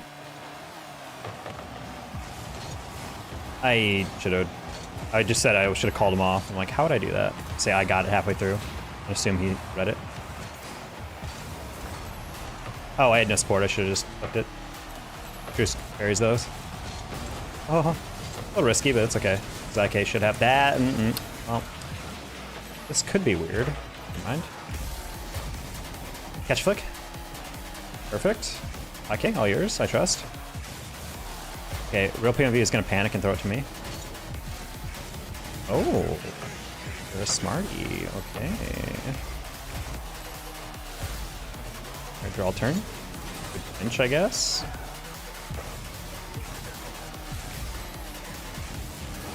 Ooh, nice delayed flick. I like that from IK. Out of my way. Ooh, I played 50, and then I saw the outlet pass that he could have had, so I kind of hesitated.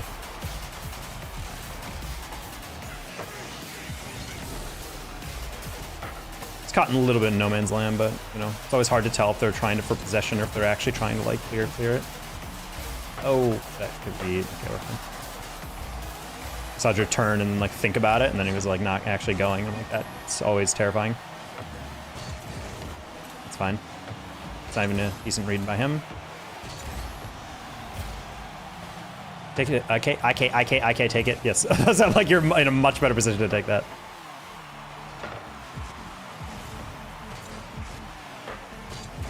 Already just focus on the win. Let's not risk any 50s.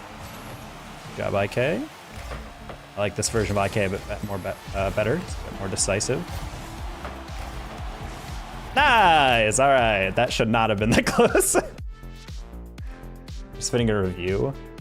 Busy all day doing a creator competition. I got knocked out by a tiebreaker. Oh. What creator competition? Did I miss the title of it? Yeah, we're season 87. We're not season 2 yet. Throwing.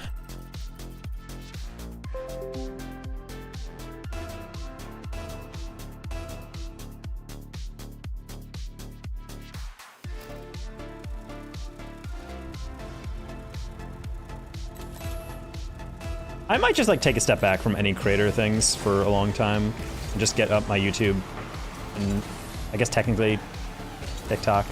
It's very hard to grow a TikTok based on the fact that I feel like I just need to submit like minute-long videos and that's the only thing that might even get traction. But anyway, I think I'm just gonna focus on the YouTube growth, which has been nice, and Twitch. Try to work our way through until Rocket League gets a little bit of resurgence during our LCS viewership, because I feel like it's kind of hard to sell being a Rocket League creator to orgs anymore. That Luminosity thing just kind of reminded myself of that. Where I feel like even if like, you know, I kind of want to ask like I kind of want to ask if the Luminosity people will be down to give me like, if they had notes. Like, was there a specific reason they said no? Because like, I don't know why, because I didn't get a no, I just didn't get a yes, so I'm assuming it's a no. And so like, I kind of wanted to be like, so when you looked at like myself as a creator, since you specifically were going for smaller creators, like what is the reason that you said no? Because sometimes it's just like, I always wonder if it's just because like I'm a Rocket League creator and like Rocket League does not have a huge growth potential for content. So they're just like, yeah, we don't really foresee you being able to like make a dent compared to like creators in like more profitable games or whatever, or in like more active games or whatever.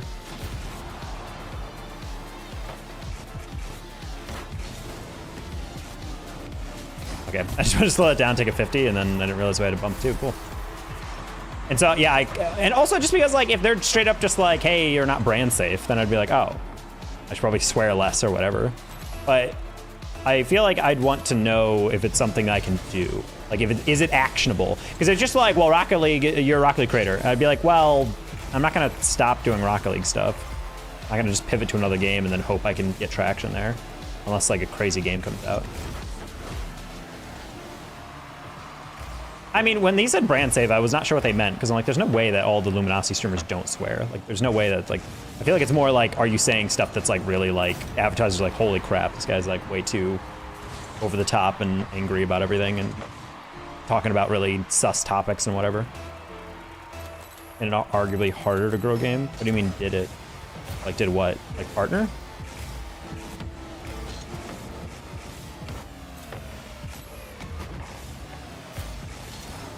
In with Safe Taco, I guess. or all the something else. Yeah.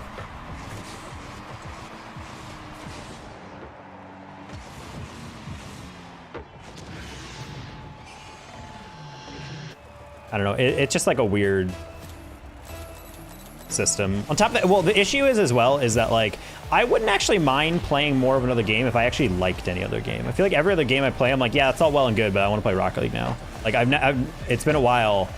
The only thing close I could do that with is like some action RPGs, like the dark, like Souls likes. Gosh, damn it, bro. We're just all over the place. I can't stand this frickin' duo sometimes. Like it's so confusing what's happening. You have Liquid Crystal going for that, then Chef going for that as he goes, and I'm just like, okay, well, I don't really know at what point is this gonna somehow go over us. Yeah, I want to DM the Luminosity people and just see if they have like a review, because I don't know if they were just like looking at people like no, maybe, and then they like were slowly whittling it down. Because the owner of Luminosity liked my post when I posted about it, and he didn't really like a lot of people's posts. So I'm like, okay, so clearly he like thinks that's like an interesting intro, or he liked my vibe or editing or something of my whatever. But ultimately, I'm not the one getting a DM. And the ones I am seeing getting like a lot of traction are like women who are doing like League of Legends streaming or like Apex or something. And I'm just like, so maybe it's just the esport. Maybe they just wanted more women on the team. Maybe those, I mean, granted, those women are also just like massive figures in their games or something. They have like, you know, several thousand on Twitter. They have like one woman had like 14K on Twitter, started a Twitch partner, and I'm just like, okay. So even though this post is specifically for like small streamers that are under like 60, 75 CCV, these might be Twitch partners with like 50 viewers as well. So who knows?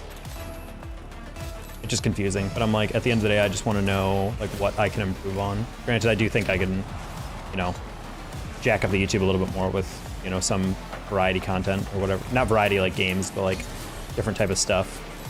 Or alternate stuff on the stream. The Alpha Flex from Masseter, AO. He's huge. He's jacked AF.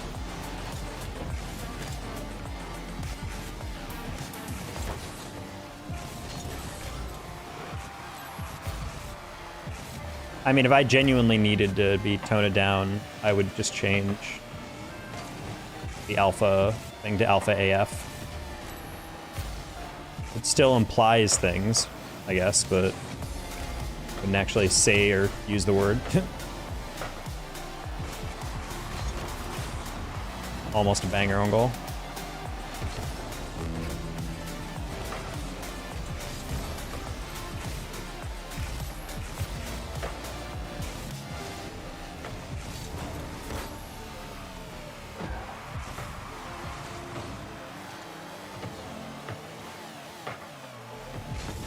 Ah, bad roll.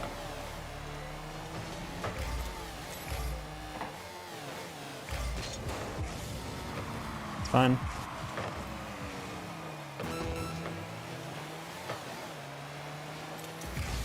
Being extremely PG-13. I mean, straight up, it'd actually be pretty difficult if an org straight up told me, like, you cannot swear on stream ever again. That would be pretty tough. I don't necessarily swear a lot in like my day-to-day life, but well, compared to some people, but like I don't know, that'd be weird if I had to like censor myself. I feel like my dad, sugar.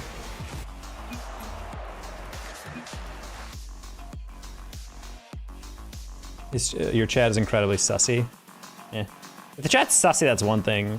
I never understand the term brand safe though, because like some people might just mean it like never swear, you're never making edgy jokes, never say anything about and just like, okay, like what does that what does that mean?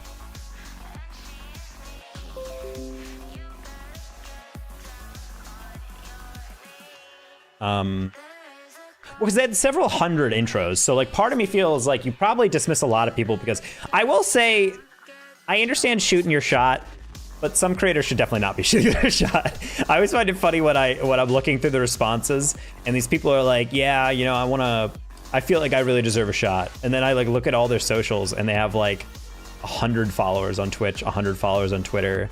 They've never posted on any other thing. Honestly, just out of curiosity, I was like clicking on his stream. I'm like, is this guy like an ex-creator or something? And his stream is like, didn't even have a mic for some of it. I'm just like, can you imagine if that person got nominated? like LG's like, yeah, we're signing this guy. We're giving him a shot. Everyone would just be like, so it's like, yeah, some of them are just probably immediate like, no, this guy is not even trying to be a creator or whatever. I'm also Q dodging because I don't want to keep playing with that same Q. But at the same time, if you have the LG is probably the only creator thing I'm actually going to try at until I think my YouTube gets up in number a bit more, because honestly, I just don't really feel like there's room for anyone unless you don't have a huge TikTok thing. Not having a mic is only acceptable at the level if you're a YouTuber who does that stuff who doesn't need a voiceover.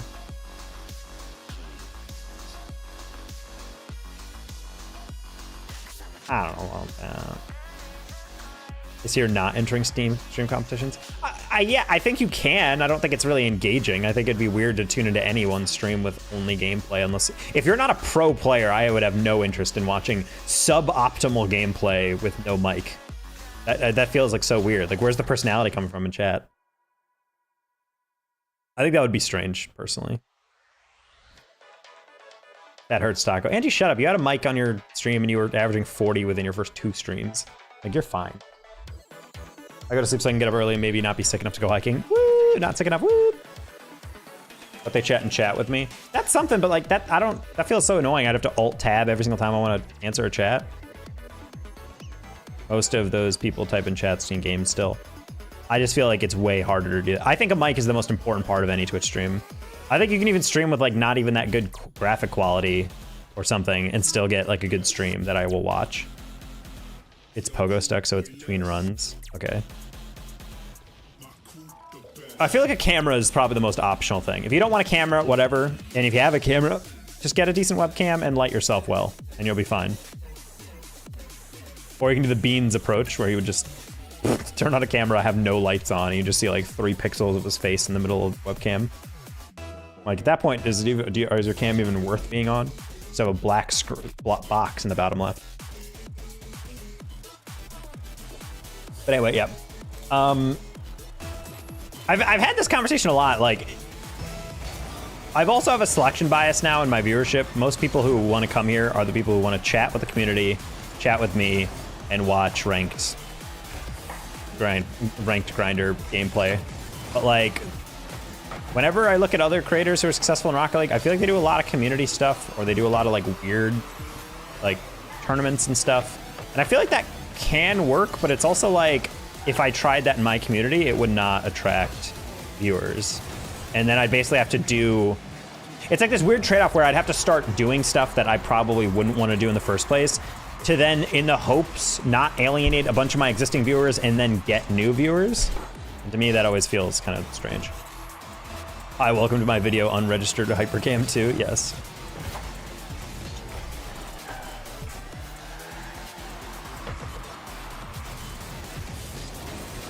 That was a really late read. I did not know it was. We're just not destined to win tonight, Chad. I swear. I just can't freaking comprehend what's happening here. Ball's coming across the goal, and then I'm like, oh, we got it, and then no contact, and then I just have to turn on a dime on the near post. Big sad.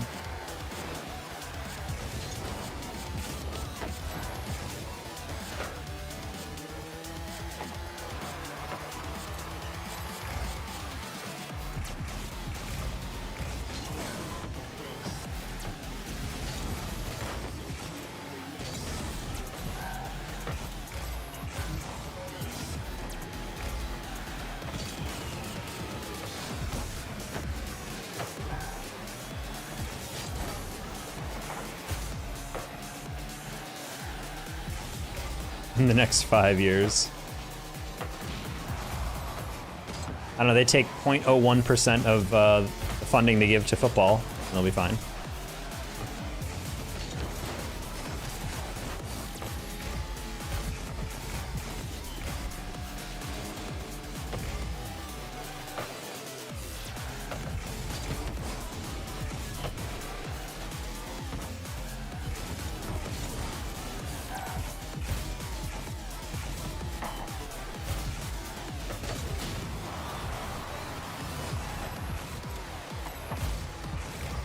Okay.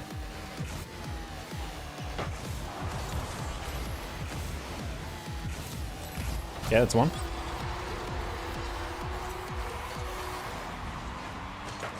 Taking money away from football? I know, I know. I would suggest these really out of nowhere thoughts. Like, hey, sorry, OSU guys, you guys don't get personal masseuses after every single practice. And they're like, oh, like living in poverty. Like, I know, guys, I know.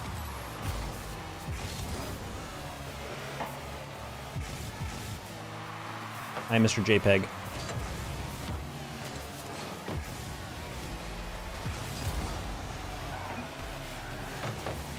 I mean, collegiate players are probably not making money so much as getting sponsors. That's why I found it so funny that Coach Prime took a sponsorship with Blenders to get his own custom glasses, but then told all of his players, you're not allowed to get sponsorship money while in college. And it's like, brother, what? You're the coach who's already a millionaire, and you're forcing, and you're getting money, but they can't? Pretty sure that's against the Fifth Amendment, the right of not incriminating yourself.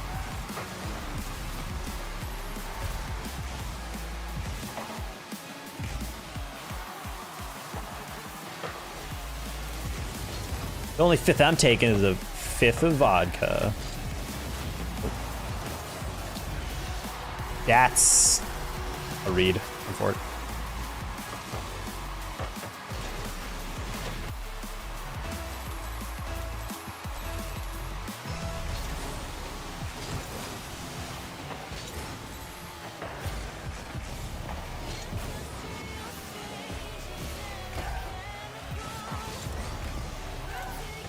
Which one is the one where soldiers can't live in your house? 8th? 7th?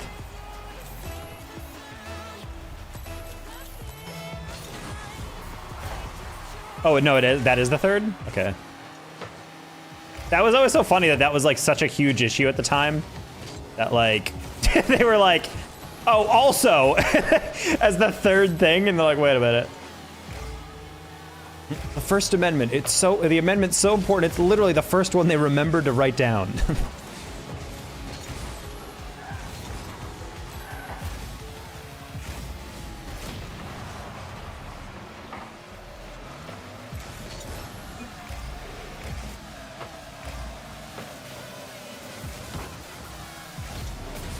Well, that and the Second Amendment, but like also like,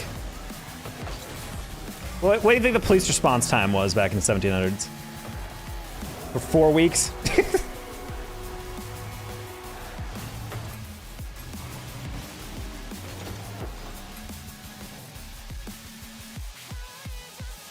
If they did the amendments in alphabetical order, see, that's forward thinking.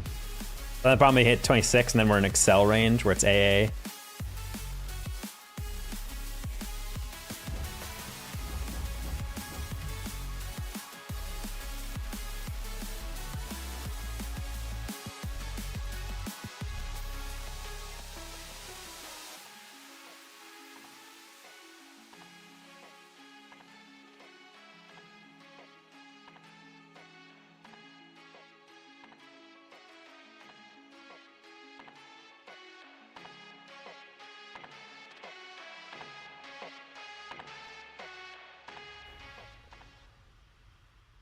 Yeah,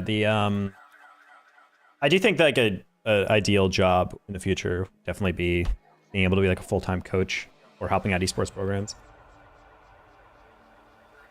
The thing is, what ISU is doing is like wholly unique. I don't think I've ever seen an esports university outside of them like actually pay for a coach, and it may be like an actual good pay job. Like, because a lot of coaches I've seen are like, no, you're going to coach them. It's going to be for X weeks or whatever, and it'll be like $1,000 total. And just like, okay. It has to be in person. Like, no one's going to move to your town for that. So obviously it's going to be remote. And the thing is about remote coaching, yeah, that's all well and good, but like, you're still putting in a lot of hours. That $1,000 turns into less and less and less.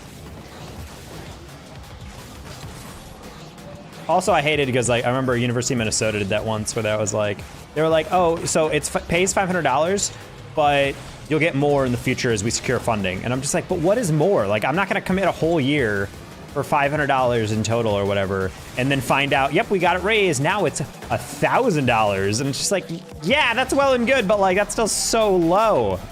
Like, come on, give me something that's actually half decent. That's why USF hit me up with an offer, and I was like, oh, that's actually like worth my time as a part-time job. Part-timers are popping up. I mean, yeah, I would love to like help out with that, and I would love to like be able to like participate like that, but it's also so frustrating when so many of those jobs are just like gosh awful, bro. They're just hecking awful. Sure. I saw the bump, but I didn't realize it would be that subtle.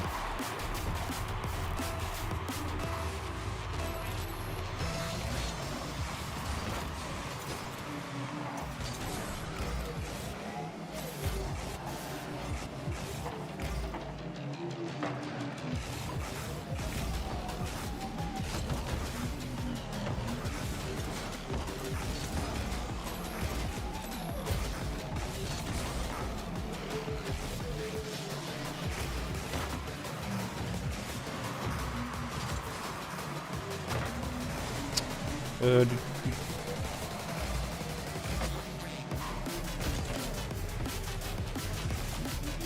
Because I definitely apply to any job like that in the future. Granted, the only downside is I have to move again, and God, I just hate it so much. I don't even think like financially I'd be able to move upcoming, unless casting again picks up. I'm really scared for this next year. I already feel like every single person I talk to in full time is like, yeah, budget's gonna be tough this year, and I'm like, great.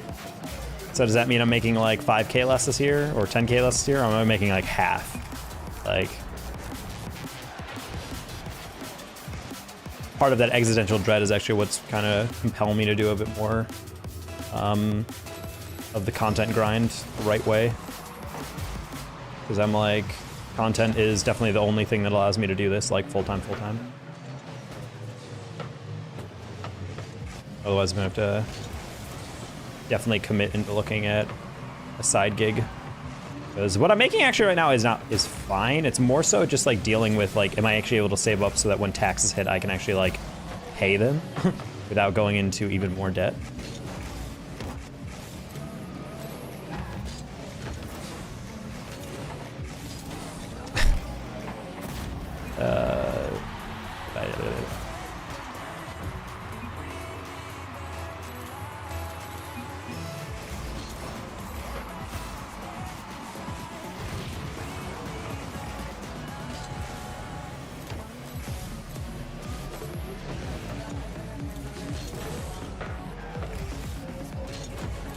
Okay, we're just gonna pop that and then allow them to get that first touch. Nice. Got the next one.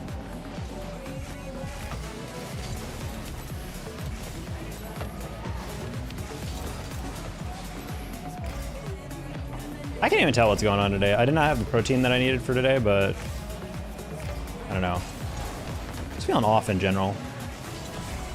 My read's been terrible. Maybe I'm gonna grab some food real quick. I'm like debating just like not playing further, but I also want to just get some food and see if that's like what I needed to actually play half decent. I feel like a protein shake or something. I take a short break in order to do that. So I can never tell, like, because I'm not just like hungry, but I feel like I'm running on like not actual like good nutrients right now.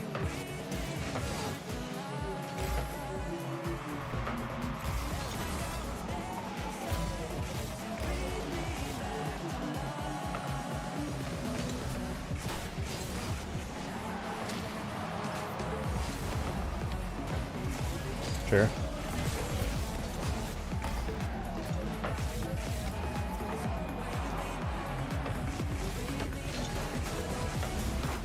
Oh. Nice. Dang. I thought you hit close. My favorite was when Northeastern messaged me a few years back about a coaching spot. I said it was interesting. I asked for 2 more details and never heard back. A year or 2 later, some of the players were like, yeah, they hired some champ too, and we just ignore them. Also, I found the DM and I replied asking for info literally 3 hours after they sent their DM. They hired some champ 2. Interesting.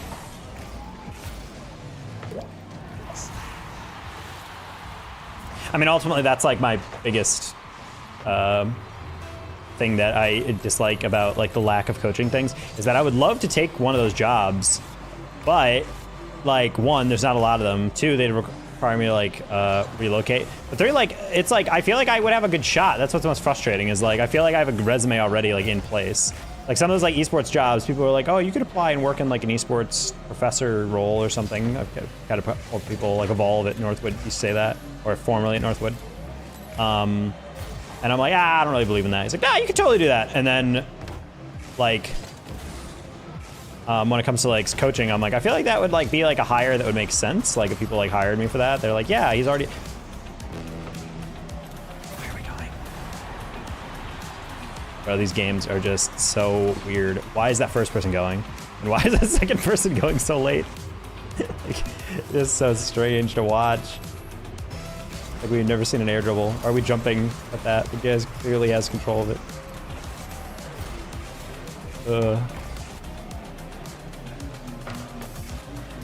That's a weird bounce. Rev's gonna touch that.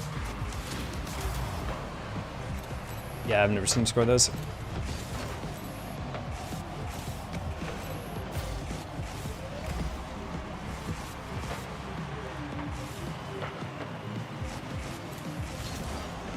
Oh, you don't boost, sad. Don't hit it back into pressure, brother! They're all on the same side! We can do this! You don't have to hit it at panicked touches. You don't have to both be on the same sidewall. This is a game is such a cluster. I don't trust that he hits that. Okay, we're good.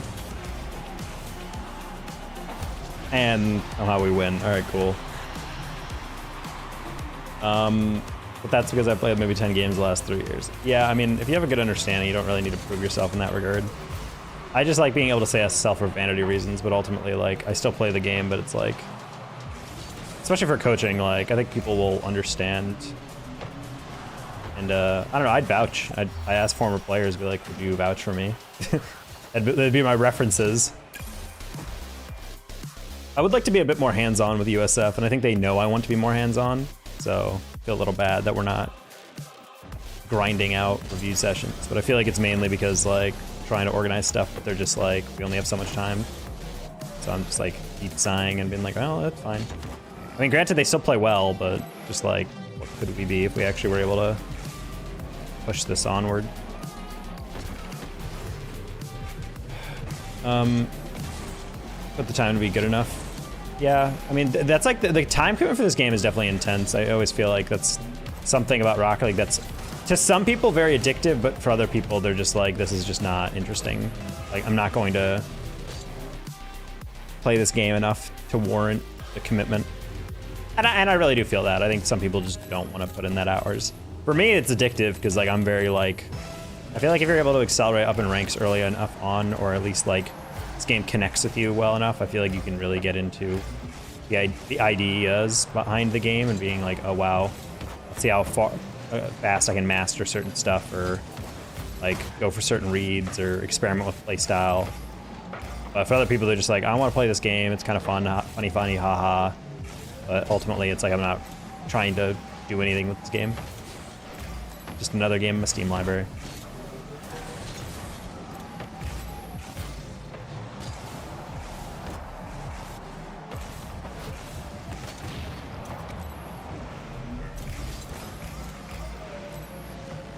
Yeah, Alejandro hits that.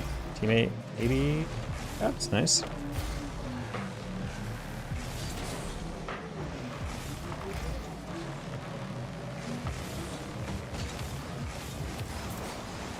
Alright, little delay to make sure I could see where the defender was. Going to a conference for a week, then take another full week to have a game where I played as well is not left unenjoyable. I actually don't touch my Switch at all, and then when I'm on a plane, I take my Switch and I'm like, this is the best purchase ever! I always lamented how I always needed like internet connection to pretty much play anything. And like, as much as I love my gaming laptops are more gaming for when you're already there, but when you're in transit, the Switch is undefeated, I feel like, for like playing like an actually like nice immersive game.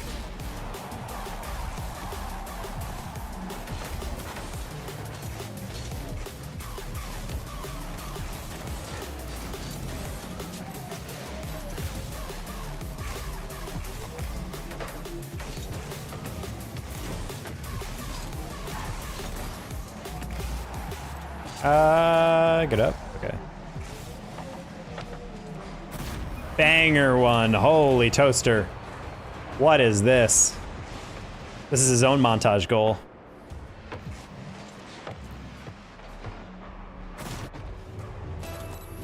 Practice smash mode anymore. I just want people to come out with a super expensive version of a Switch that has like no input lag. I feel like if you give me a handheld controller, I don't know how much processing power it takes and like what really are the main components that reduce input lag, but I feel like if you were able to create a handheld with minimal input lag, I feel like it'd be like infinitely more popular. Because that's my biggest thing when I notice is like, I don't really notice the input lag like so much that I'm like, this has ruined my experience, but it's still very like clear it's there. And that always throws me off. I'd have a frame rate limits, but that's something else as well. Guess I played Rocket League on the Switch. Ooh, even with the Pro controller, it does not feel right.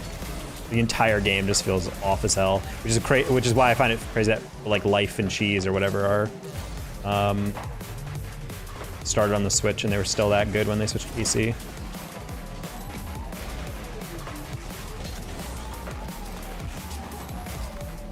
One minute was awful. Same, I downloaded it and I was super excited. I'm like, oh my god, now I can play Rocket League on the go. And I knew it was gonna be bad, like in that it's not gonna match PC and I'm close. I did not expect it to feel as bad as it did.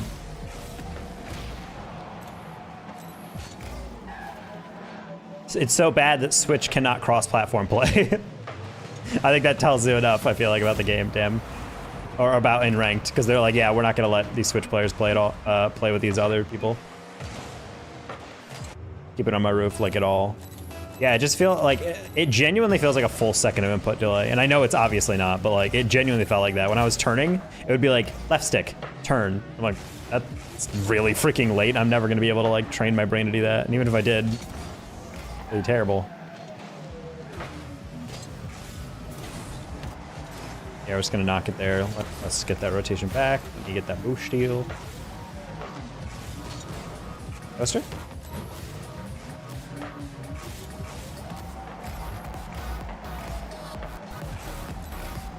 Oh, I got scared when he was falling. I was like, Rel's going, but I think he might get beat over the top if that guy gets a touch once.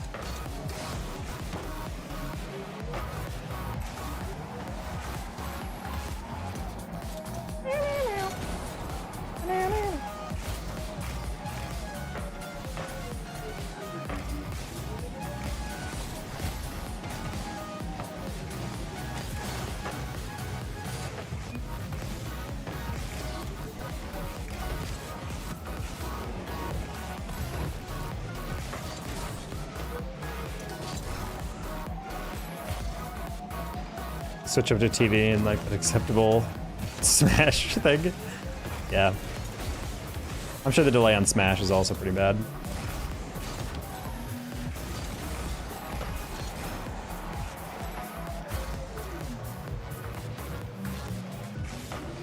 I mean, the thing I always found the most interesting is when people play Melee and they prefer playing it on a CRT because it matches like inputs better and it's like the game is programmed to be on that, so it displays it properly. I think it's weird if you try to like interpolate other frame rates that didn't exist when the game came out.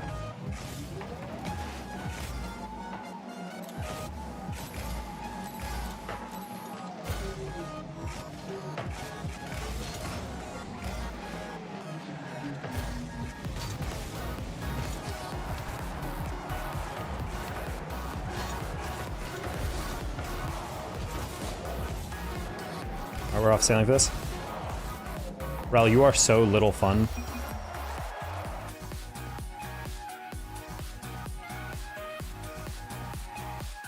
And most TVs have at least double that, yeah. That's one thing I should really test out is like how much does a TV usually add? Because I know a lot of TVs like advertise it, but a lot of TVs don't, and it makes me think that probably they were just not built for that. So I'm like, yeah, if you want to cut down that input delay as much as possible. I think that's the thing that, like, I mean, that's the thing I told to Life, actually, on his tweet when he was like, I'm switching to PC. Anything you guys want me to know? And I'm like, you will not notice much of a... Personally, I did not notice much of a difference when I switched to PC. The only difference was like, ooh, the frame rate is way more consistent. It's like always at 60 instead of occasionally dipping to like 50 and 45 or whatever.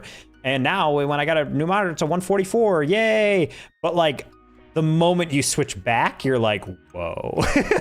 It's like that Naruto scene of Rock Lee dropping his the leg weights. That's legit how I felt when you went back. You're like, oh shit, this is what I was playing on. No wonder the game feels better on PC. Because your inputs actually match. And then shout out to Nacho. She showed me a way to like sync up or get rid of more desync in your game. And ever since I turned that on, I've been like, feeling way better on the game. It is like a new copy of the game. Definitely I noticed my air dribbles got better because I'm not getting weird ghost touches anymore. The ones at Esports Center felt like they're about 150. Well, they're also buying like a batch of them, and I think that's the problem with buying a bunch of monitors, is that ultimately when you're buying a bunch of them, you're gonna buy a couple that are like not ideal. I feel like in this day and age, if you're buying a gaming setup, you should be getting this 1 millisecond one. Got to gold 1. Bro, you are a goat right now. M-Dog Rocket Racing, Ain.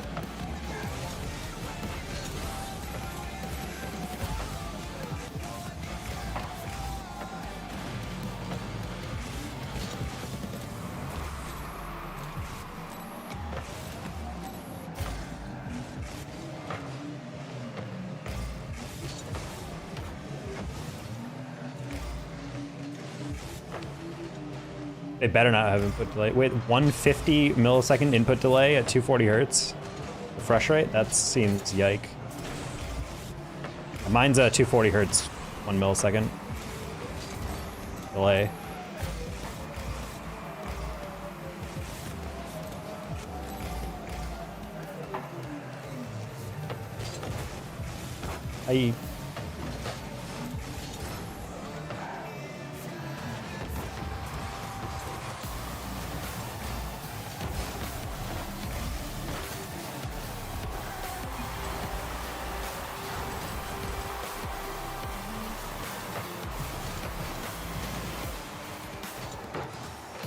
I heard something fall, but I don't know what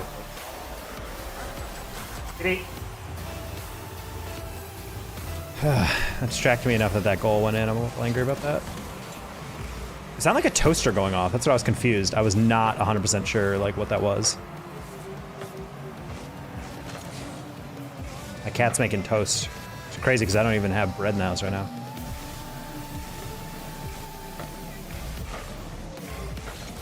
So not only have my cat mastered Uber, but they also mastered Instacart.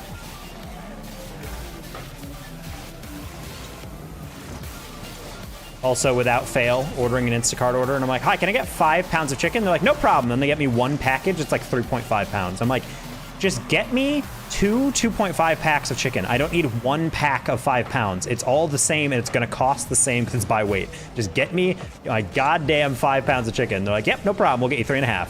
It's the largest 1 package they have. I'm like, I don't care how many packages there are. I'm ordering it by pound. I just lose my shit every time, every Instacart order. Even when I explicitly say, like, I don't care if it's multiple packages, I just want 5 pounds of chicken. And they're like, okay. And then they just get me not what I asked for. Which is why I miss driving, because I could just physically go to the goddamn store myself and get myself my 5 pounds of chicken.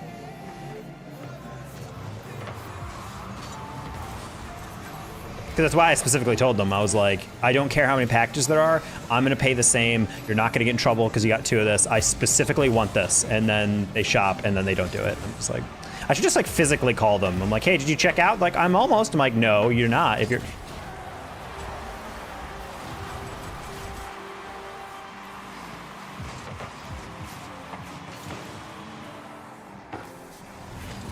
Why he's not jumping. Hi, can you please teach me or tell me how to air dribble? I've been trying for so long and I just can't.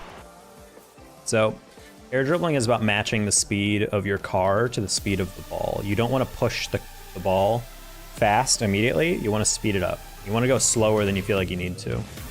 So, when the ball is rolling, you pop, and then you meet the ball, and then as you catch it, then you boost into it, and then you can start pushing it. I'm doing it really slow to like show you like the idea. I'm not gonna do any spins, so it's literally just pop, and then once I touch the ball, then I can like push it forward. That's like the very basic fast arrow that you can go with. Ideally, you want a little bit more speed to pop it out and get like a good touch, but ultimately, yeah, you're just trying to keep the ball underneath, and then as the ball stops bouncing off your car a bit more, then you can speed it up.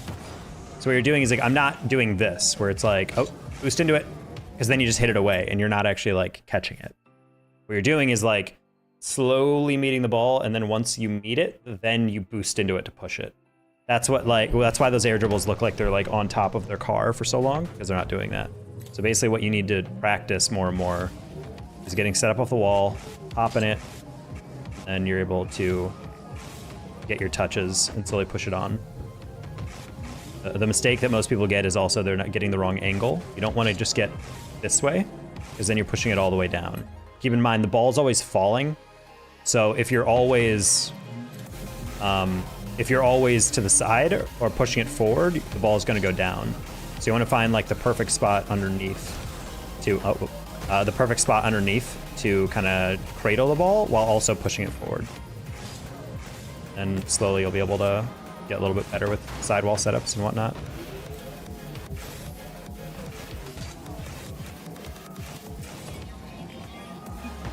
Why does Farmstead look normal? This is Farmstead Pitched. It's the new map variant they put in a new update. Thanks so much. No problem. Now please place $50 as a coaching session. No, just kidding. Thank you for the follow. Appreciate you. Yeah, just about matching the speed of the ball.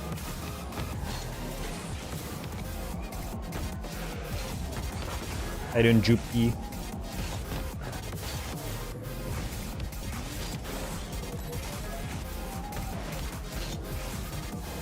Can you do my replay? Sure.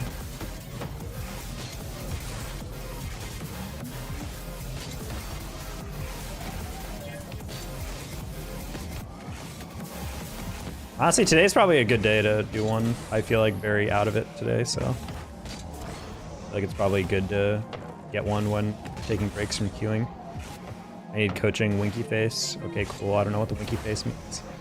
Are you the game you beat me in or something? Were you Rolf from the other day? You got clipped on by me in twos, and he said losing to Danger Taco in twos kind of cringy. Just like, okay, buddy. Of course, he immediately left afterward, didn't give me an explanation for why he's throwing shade my way.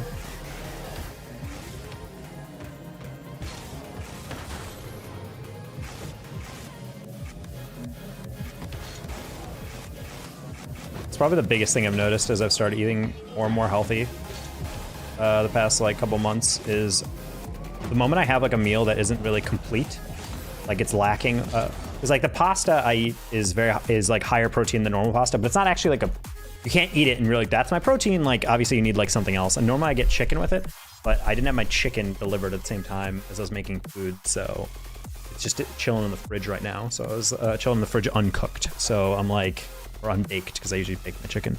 So I think I'm gonna go make a protein shake real quick and then maybe grab some nuts. Give myself something to digest. Because I feel like I'm not hungry, but I don't feel in it right now. So I'm gonna throw you guys to a BRB and I'll be right back. Hopefully this will revitalize myself a little bit.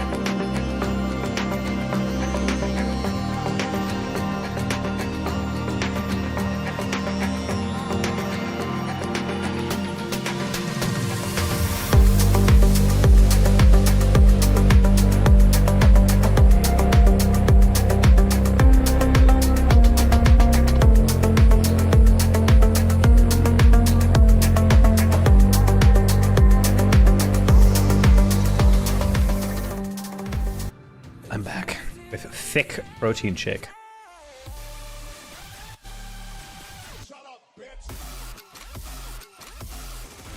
Wait, did that just sample The Rock? Wait, hold on, did I just hear that right?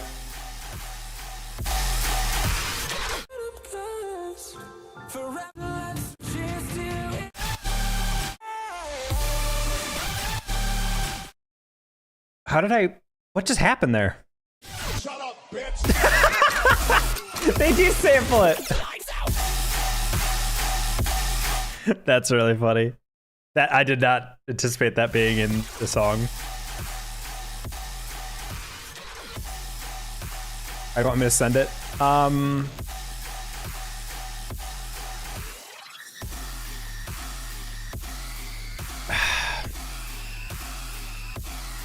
sec.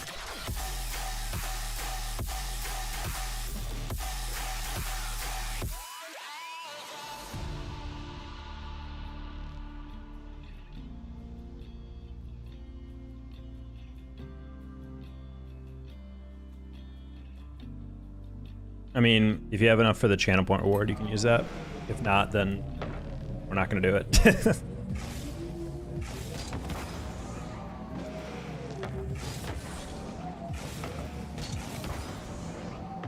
Trying to get this protein shake in me.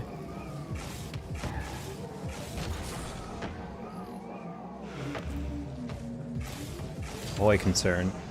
Hello, concern. Bro, my coaching is worth a decent amount of money. Just gonna give it away for like 2K.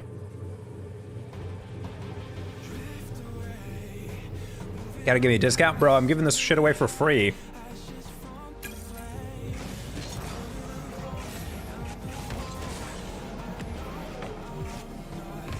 Sounds like a broke boy problem.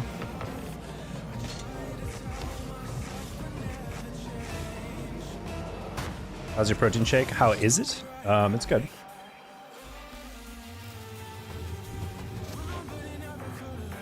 Consume replay reviews? Potentially. I still think it's probably better for me to just do a set day for them.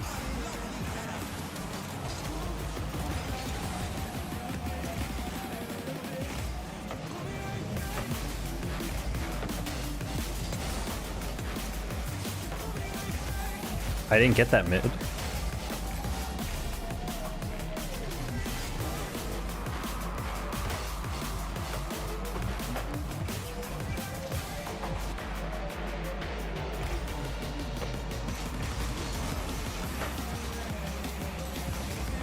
Can you change your camera in Rocket Racing? I didn't like how close it was to the car.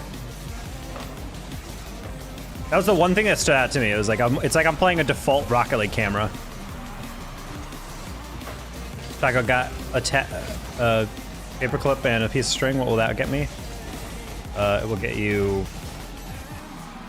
I'm gonna think of a craft project you could build. I was gonna be like halfway to making a blank, and then I was like, camera isn't an issue. Oh, okay. Well, it looks like the FOV is pretty wide on the game. Like you can see a lot of the track of like what. Well, the FOV isn't wide, but like the functional like what you need to see is always like within sight. So I feel like that's probably not the issue. Like even on turns, I felt like you could always see what was coming, so that's fine.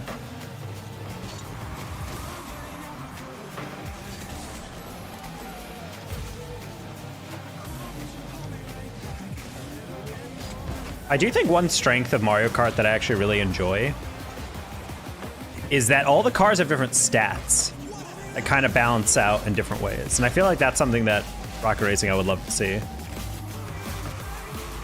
Like the classic more speed, less control type shit.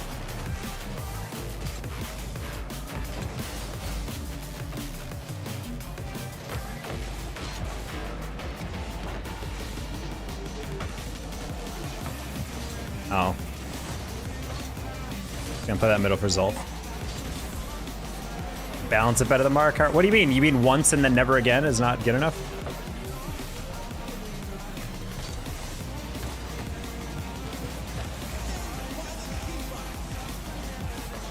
Yo, not right for all this. You genuinely have no idea what's going on, do you? I was about to say, I'm like, you can steal that boost. All I know is that this dude just saved off your backboard. No one's there to cover because you decided to rotate up and steal my stuff.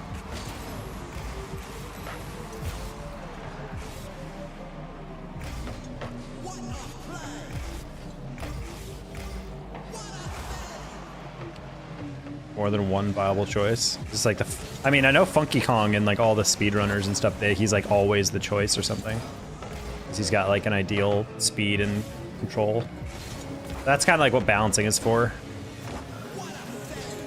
I think it makes the games interesting because it allows like some experimentation to a certain extent. I think the annoying part of that from a dev process is that you constantly need people tweaking stuff or listening to people's critiques. Monitoring win rates, you know? Like, is one character winning more often? Is it like... Is one character like always like doing worse, whatever?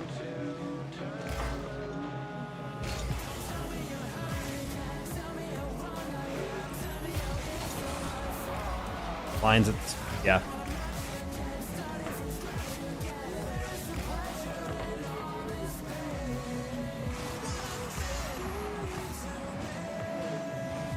Yeah, that's always one of the weirder things in Mario Kart where they did have those things where it's like, this car is terrible handling, but it's incredibly fast. I'm like, there's not really any map that just has straightaways. Like, I feel like acceleration is way more important than top speed in Mario Kart.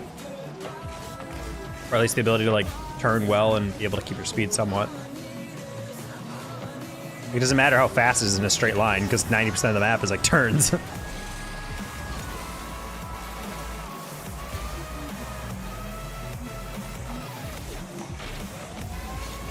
Yeah, I always thought it was funny when they're like, oh, there's an off-road. I was like, there's not even that many maps that can take advantage of you being off-road. That was always the weirdest thing for me. Like, oh, you can drive through mud on this. I was like, how many maps have mud or dirt or whatever? If they do, it saves like a quarter second off your time. And I'm like, that's not gonna really decide to, oh, well. What game were you playing? I'm pretty sure there's like wheels in Mario Kart 8, I wanna say, that have like off-road handling. Usually half the maps have significant off-road portions. What? I mean, granted, I've not played this game recently. I don't remember too many maps in which there was a just deliberate off-road component to it. Not deliberate, like a thing that was like, oh, this is why you'd want off-road specifically. Unless the maps that the main track is specifically made of dirt. Because they specifically say like off-road, so I'm like, does that mean all areas not outside the track or like any map that is made of dirt and not pavement?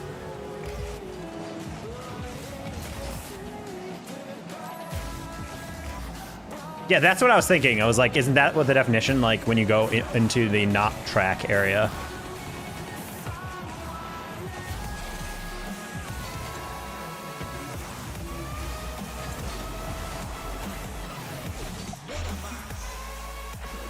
Mario Kart Wii.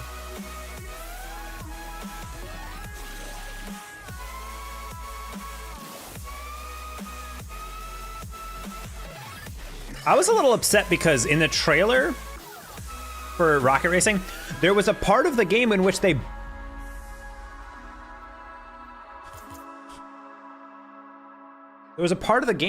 bumped a car and it went all the way across the cart and then off the track, and then the car like disappeared, like it exploded or whatever. And I was like, oh shit, it's like Burnout. And then everyone told me it's not like that. And I'm just like, bro, they should definitely have had no demos, but have a Burnout type of style thing.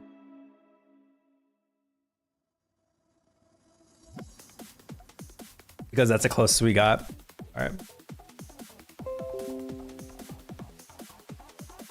Exotic GFX.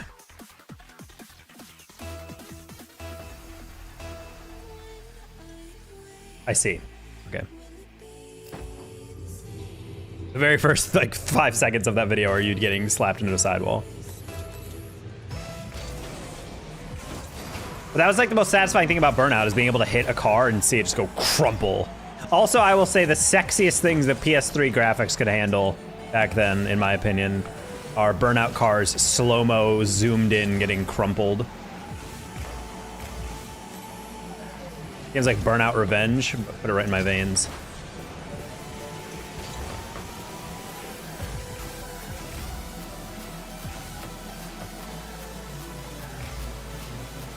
The highest speed, yes, agreed. Yeah, no one's doing time trials in like a like a high acceleration, slow car.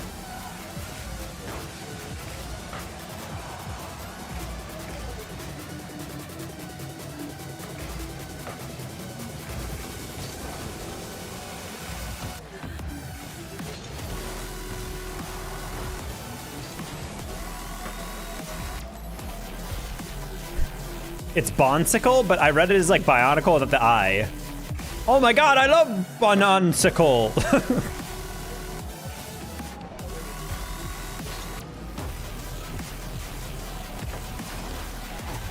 It's an ugly double, we'll take it. Impose that Mario Kart, there's 0 competitive value. Yes. The whole montage, you need to see the full effect of this game. Okay, we'll see it. Also, it feels like the mile per hour is like way too high. You're going 600 miles an hour? Or is there a decimal in there?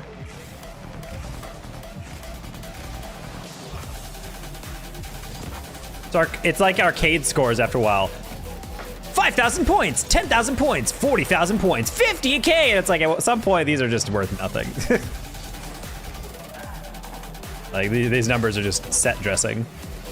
How do you feel like the sense of speed was? A lot of people felt like you were not going as fast as the speedometer is indicating.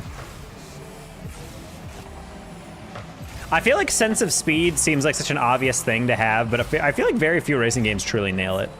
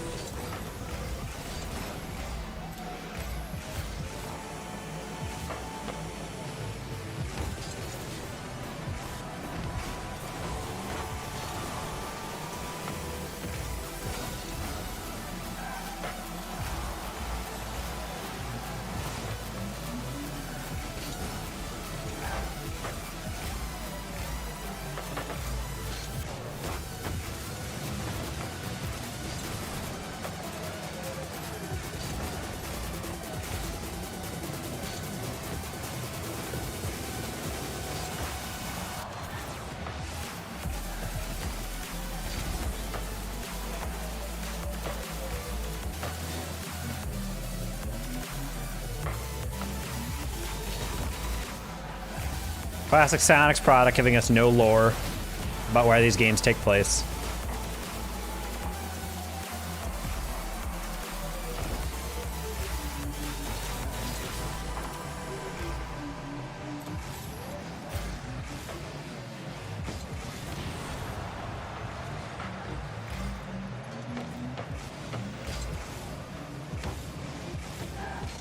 A skit I wanted to film for a while, but I just never got around to like actually scripting it fully out and like knowing how I want to storyboard it, is the terror of not knowing the lore of Rocket League and how like horrific it must be. And basically like, it's like the idea is like a dad walking into the stands at like a Rocket League game and then leaning over to his like person next to him and be like, hey, my son's playing in this. It's like, oh, really? That's so cool. So your player's a pro Rocket League player. And be like, yeah, he's over there. He's, you know, Luxie's Kit Kat or whatever. And it's like, oh my God, that's so cool. Like, it's like, you must be so proud. It's like, yeah, I can't wait to, I don't really know this game. Admittedly, I haven't really been there for his journey, but I'm excited to find out now. And then like first play of the game, his gets demoed and the car explodes. And the dad's just like, oh. And there's the guy's like, oh, next to him, like, Jerry's like, what? He exploded. He's like, nah, he'll come back. It's like, what do you mean he came back? And then it's like him reckoning with the idea of like, is that a clone of my son? Is that actually my son? Did my son just die? Like, what's going on here? Because they never clarify in the lore, like, whether or not like Rocket League cars are real cars or if they're like Rocket League controlled cars or whatever. And so it's just like a whole skit about like him trying to like reconcile what the fuck's happening. Well, everyone else is like, bro, it's not that big of a deal, it's fine. It's like, no, like, in the universe of Rocket League, what the hell is this? Also, why are all the spectators orbs? Like, are they the people of this world? Or the city or whatever? Are they driving? But your son's not an orb. What's the term I used in my COVID video?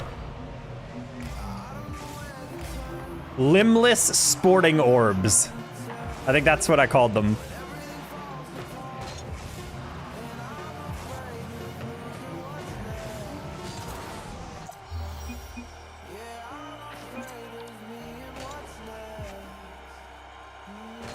Hey, Shamish. Sporbs, Jorbs. But yeah, that was a skit in my head for a while. Because I was thinking to myself, like, how terrifying that must be if you were in that universe and you're watching, and you're like watching your kid play, and then suddenly they just get demoed, and then they're just like, wait, it's like, is he dead? And then he gets brought back, and you're like, but I just saw him explode. Meme time before Q. All right. Did you add these in post, or is this actually the anime speed lines they use?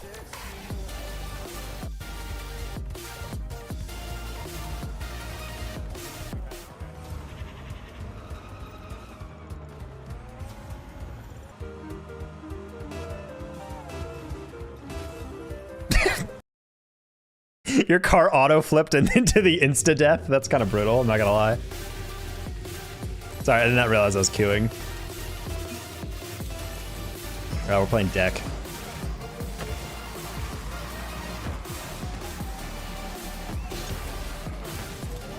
We're also playing Milano.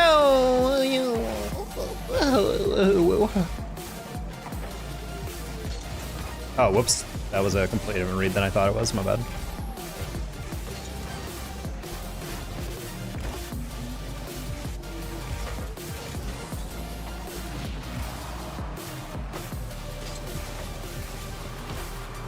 So does your car auto flip when you jump high enough?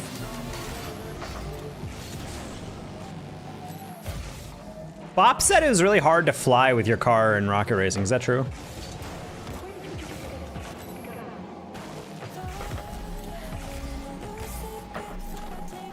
It's not hard, just different. Okay. Because he seemed to be like really struggling. That was what Coconut also said. He was like, I can't tell if I'm like bad at this game. Like I can't figure out how to play this game, or if it's just because like I played so much Rocket League that like I'm just assuming it'll handle the same, and it just straight up doesn't. And I'm like, probably a little bit of both, but.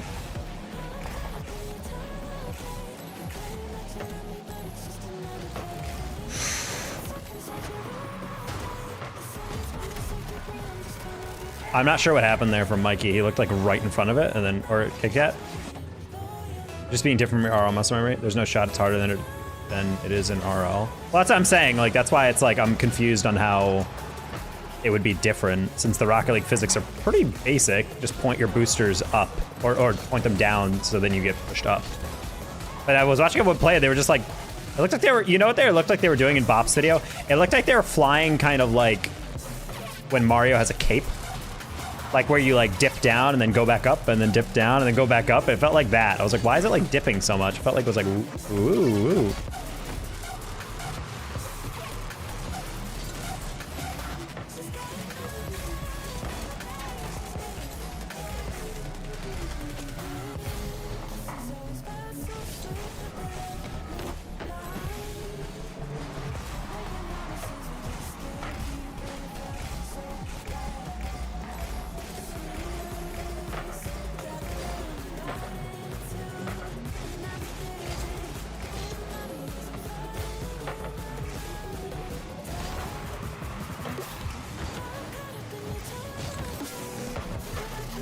Also, Sandman's stream was going crazy. Maybe it's always like that, but like, man was streaming today, and I just couldn't help but be blown away. His YouTube stream, he had 4,000 watch hours just in that one stream. I'm like, bro, that's what I need for a fully partnered channel, and he got it in one stream.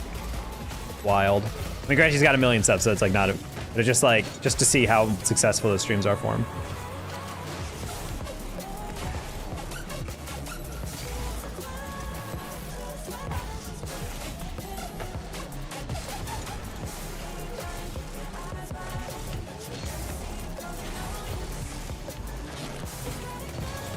Hey, what? What the heck happened here? They both went and no one actually jumped. That's weird. It kind of plays like a racing game at an arcade. Yeah, I think that's kind of what they were trying to capture. You scored? Sure. Pop up at Chuck E. Cheese. I've never been to a Chuck E. Cheese, I just realized. I've been to more Dave & Buster's than like, Chuck E. Cheese's. Not gonna lie, Dave & Buster's, one time. Just a fun, goofy, silly time.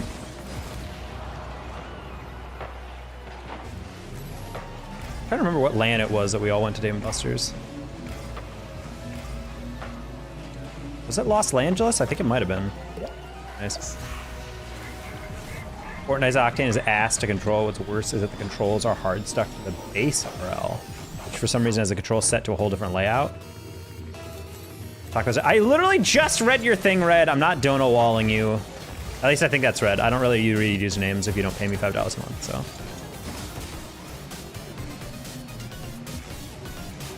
The best part about Chuck E. Cheese is the Listeria. As a typical, you said, what's my drink earlier, I think. I did dono wall you. I am drinking just water with 2 scoops of protein powder, flavored with peanut butter cup, which tastes delicious.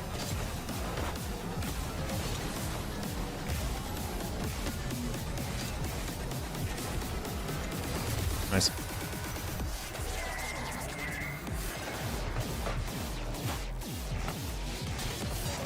His donut wall, he stinky walls you off. A stinky wall, eh?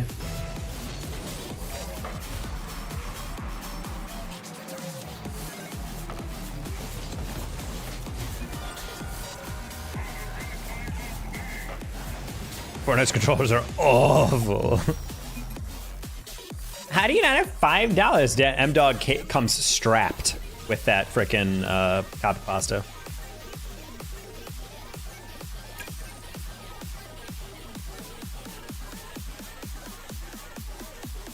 M-Dog, it's a copy pasta. Or Red, it's a copy pasta, don't worry. It's a quote from this, I think, now extinct content creator.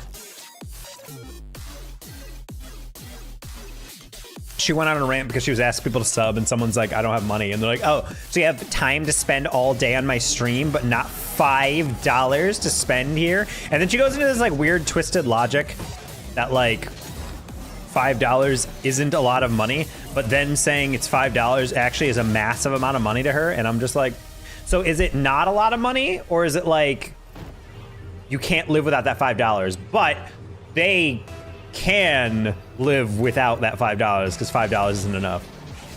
Like, girl, if you just want more donations, just be honest. Also, I love how we won like 2 games now. Suddenly it's like, here's a full party of 1900 2Ks.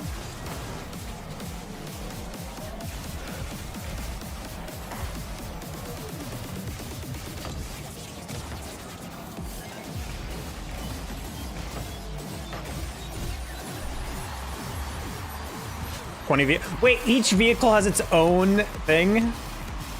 What? In rocket racing? That feels totally stupid. Why is there not just like one bind of controls? You're all driving the same thing.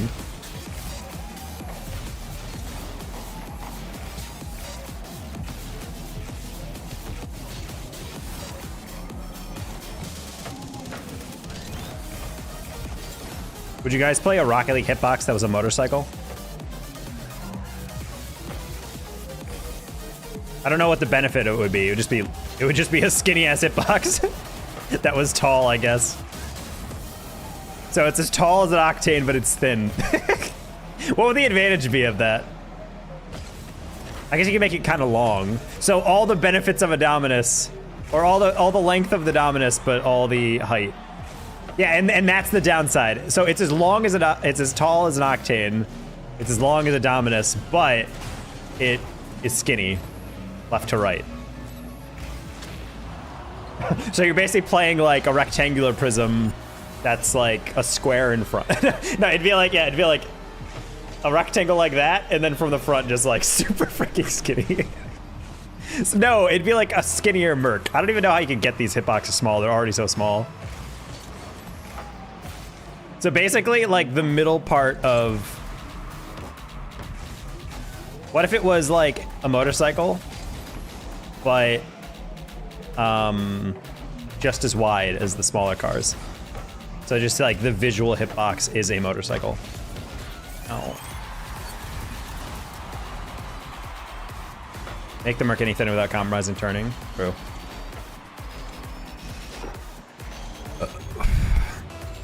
So just like... Where's Drop Shot in 4v4? Drop Shot is not in the game anymore. Also, is Chaz also taken out? I think they did. Oh my god, I wasn't even looking at him. Old time unicycle with a massive front wheel. Yeah.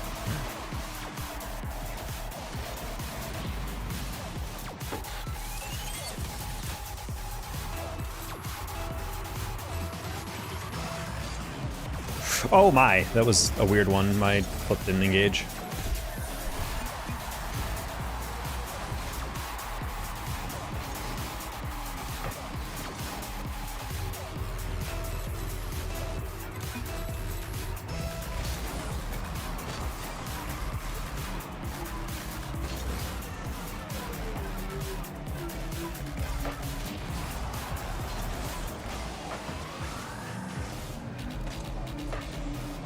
That's endless pain right there. Deck had no boost. I bumped Cha to give him enough time to get it, but then he had no boost, so nothing happened. Big sad. Dark time I'm getting into Jujutsu Kaisen. Weeb! Weebalair. We used to have a weeb emote, I think, in chat, but we stopped. We took it out. Saw you weebs kept weeping about it.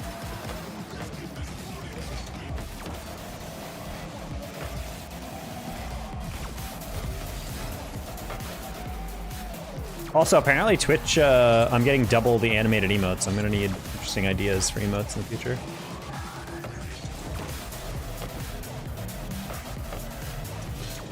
Whoa. I could have sworn I had boost.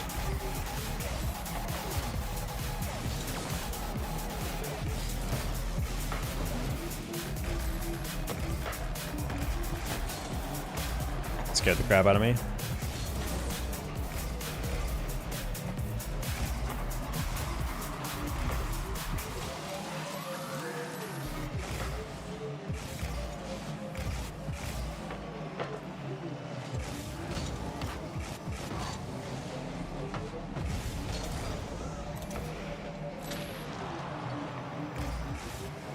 There's only one emote on the channel that I didn't draw myself. Or, well, animated. Bruh! This is so crazy. I win 3 games straight and then we play, like, the highest ranked team possible.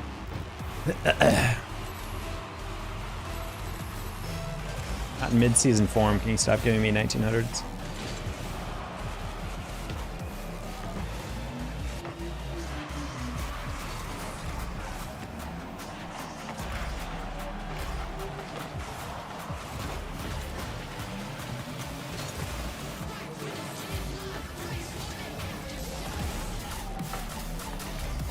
Jemima? Yeah, it is.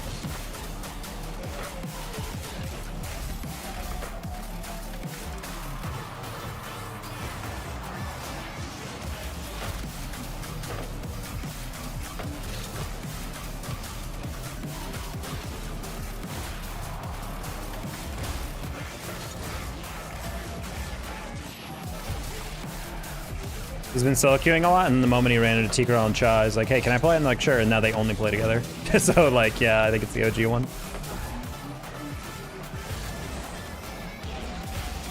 Like, I think the entirety of the last of the season, it was literally Cha, Tikral, and Jemima in a full party every single game I played them.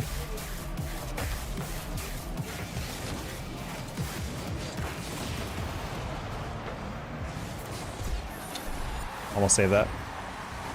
Name an RL. Yeah, same. When I saw Jemima, I was like, oh, that used to be a Jemima. And I was like, oh, wait, that actually just might be the exact same person.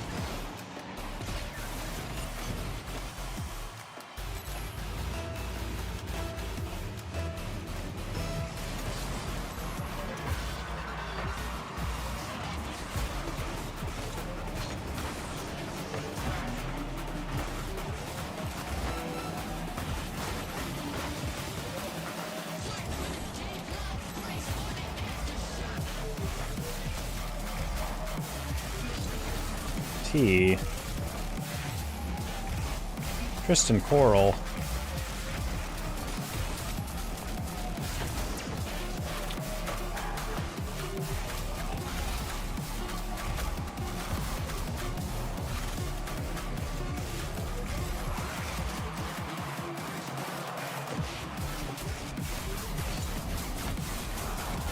Are you kidding me, dude? Are you kidding me? On that dunk. Did you see that? I met his 50 and it went perfectly straight, gliding, touching the blades of grass on the way, and then rolled up. If that got scored, I would have been so salty. I thought he was gonna flick me anyway, so I was not even that worried about what was about to happen. I'm just gonna need to beat him there. That's on fort. That's extra on fort.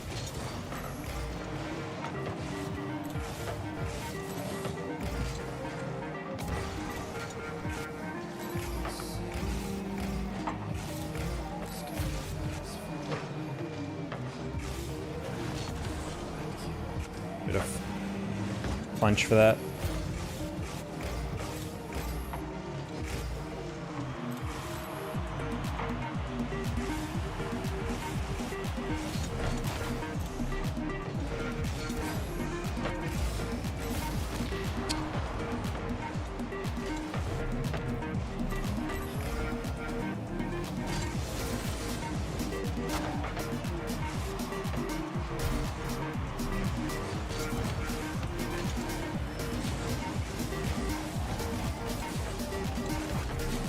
Good cut. It's big sad. Anyway. Literally in my head, I was like, our back wall guy has it. I guess he did. Big sad game though. The early season is the epitome. That lobby is the epitome of early season. I'm what, 1708 and I'm playing a full group of like 2K players. Ugh.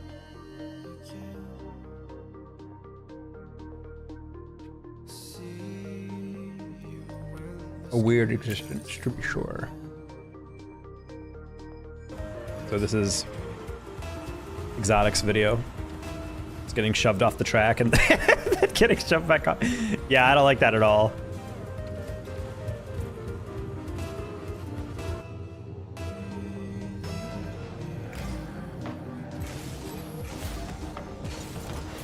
Oh.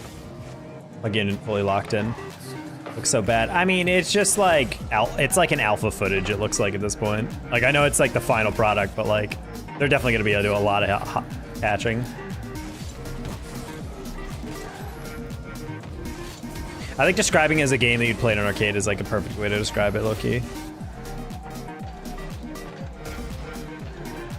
Also, I think we're playing 2v2 for the rest of the night. This is my fate for the rest of threes for the evening.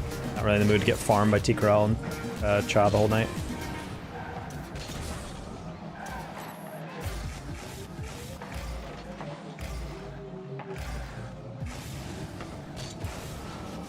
I mean, having arcaders is fine, but it's just like the weirdness of like how grippy the track is, where it's like, oh no, you're falling off. Just like get looped right back in. It's like either have physics or don't.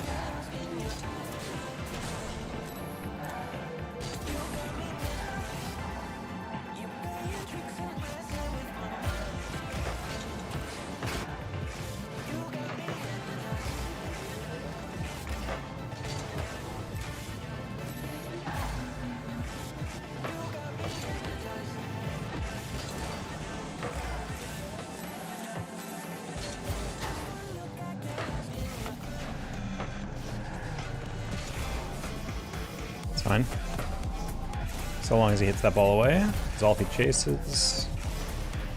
Okay.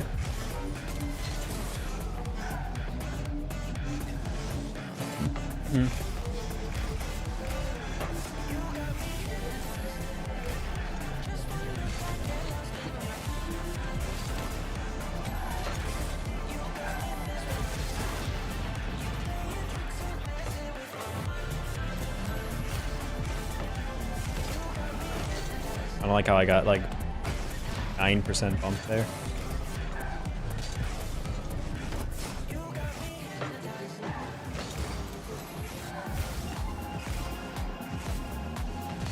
I tried to get the lightest little touch to pop it up. God damn it, Jerome, get in my way. You already knew there was no boats there.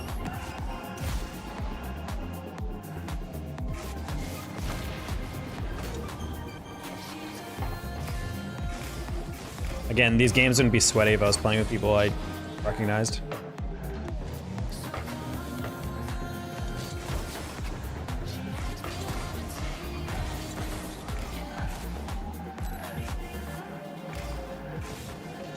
I didn't grab that corner, cool.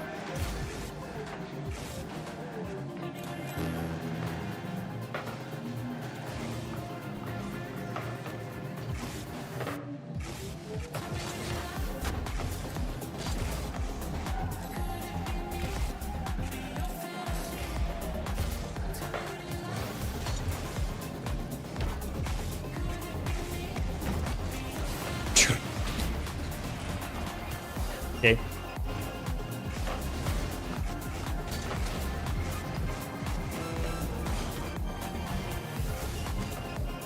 Great landing, by the way, by me.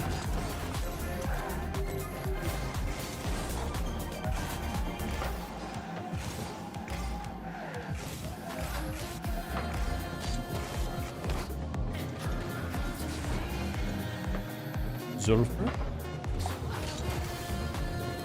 Hey.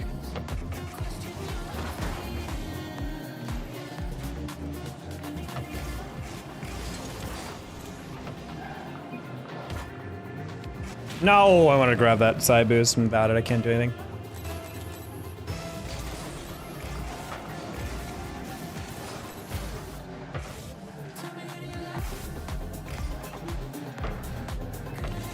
No. Not to say a wrong aerial, it's just like one of those things where it's like you have way less of a build up on that aerial than me.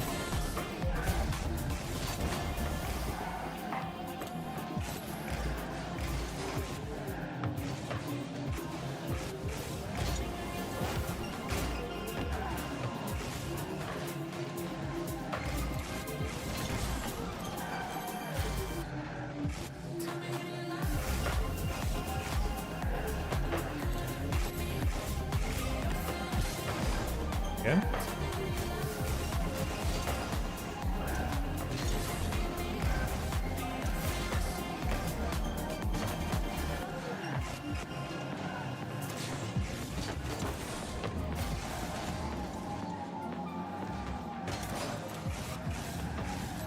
God damn it, Jemima. I was already driving at me. I didn't anticipate that. Why we're not hitting that across? Who knows?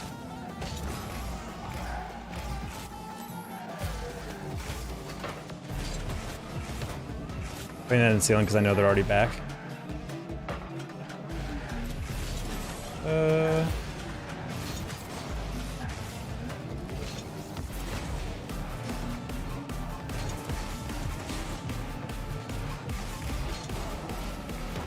Okay, just wanted to shut down the air dribble. That works. I get the corner boost.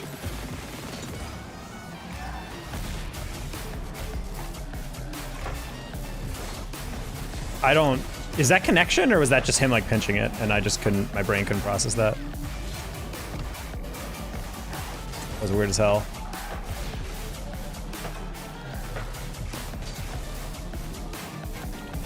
Ah, I should have played the dunk, it works. I'm sorry I'm not talking much. These games require so much strength because we're playing with like pretty good players against like incredibly good players, so it's like I'm gonna process what the hell's happening.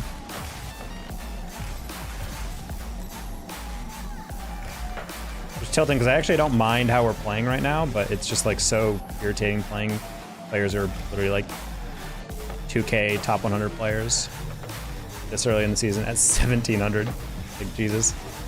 At least let me have like a duo queue or someone I recognize from SSL. I don't recognize either of my teammates.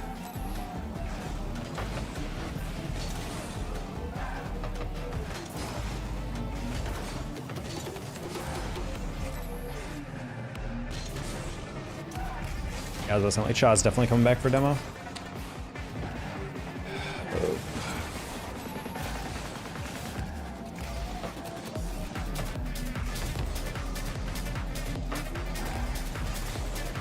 The amount of times I've been bumped this game, Jesus fucking Christ.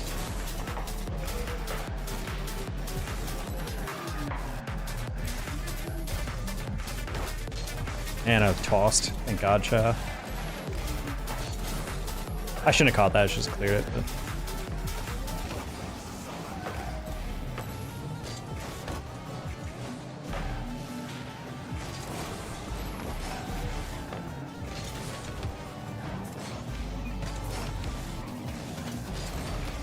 just wanted to flash that speed boost just in case my teammates didn't see it.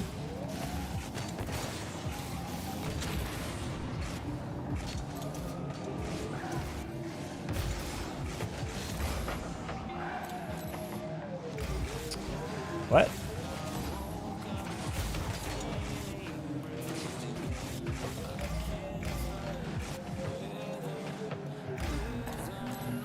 This is the jankiest game, I swear.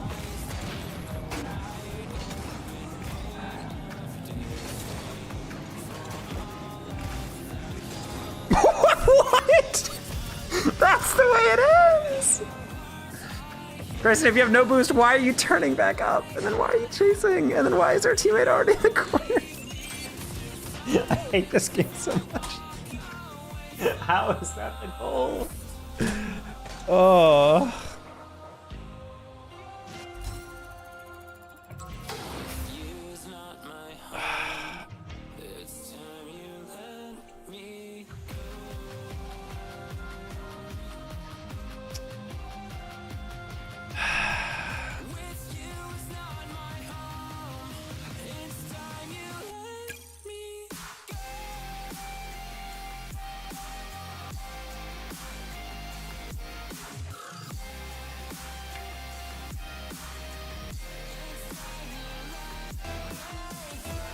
No, it's just him circling around. That's what I can't stand in plays like that. Because it's like, if you want to rotate in, fine. But if you're out of boost, you don't keep chasing the ball. You just get out of the rotation.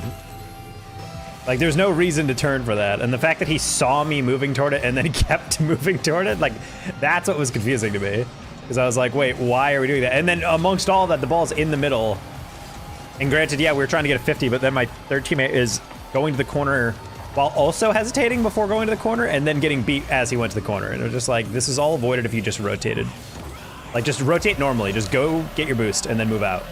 Instead, it's like, should I, is it best that I do, maybe I should reconsider, well, and it was just like, if you just made the decision, it would have been fine. And that's why I talk about how, like, slow driving causes a lot of accidents in real life and reacting really late and delaying what you're actually doing, your decision making, is just as bad as playing overly fast.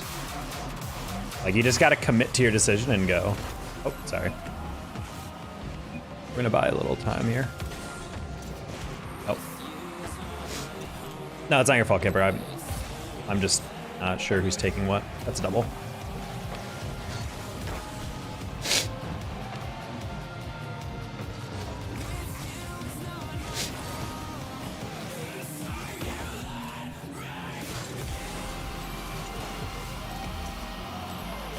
Yeah, 2 is a little more brain dead.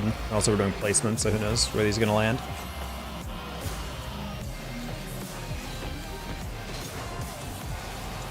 I'm not gonna lie, I didn't have trust that he would hit that on target or get a double, and then he actually did, so good job.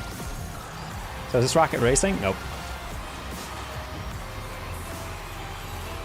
I kind of wanted to give rocket racing a try, but I figured I wanted to see the reviews first from people, and all of them were like, eh. So I'm like, okay, I'm not gonna install 40 gigs of Fortnite. Unless I want to play Fortnite, Minecraft, Lego, woo!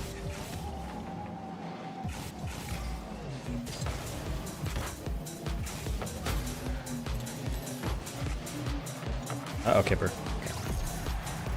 What video are you recording for? I'm probably not recording that tonight. I thought I was, but I'm not feeling too good right now.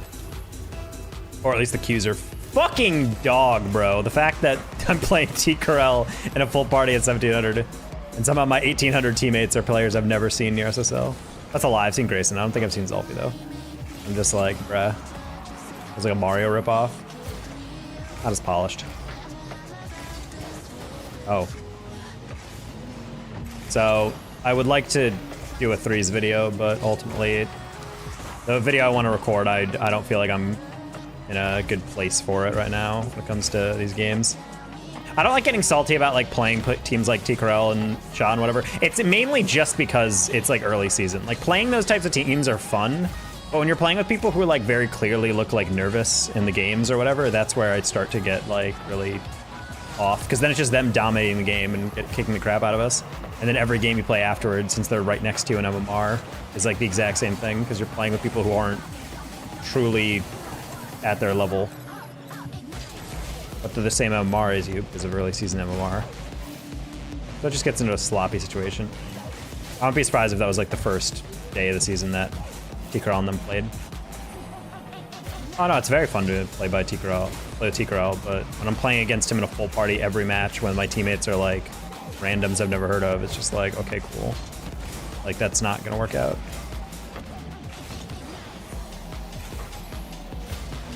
Nice pre-jump, unfortunately. I had sex with your mother. Oh.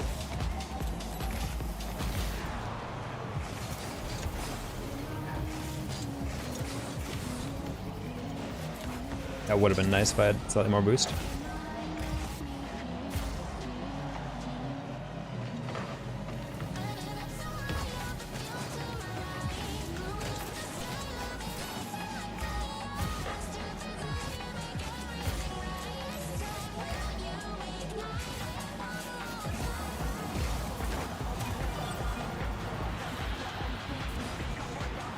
But yeah, originally I was gonna re-recording for, I think I just called it Play Like a Coach or something.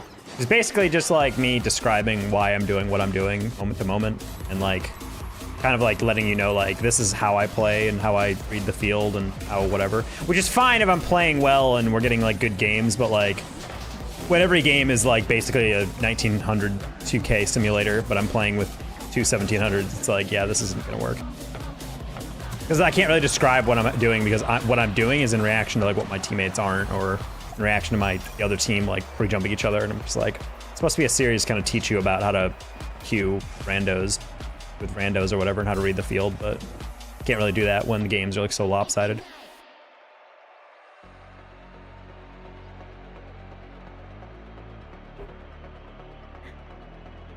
I want to try to record more videos that are like in the coaching vein.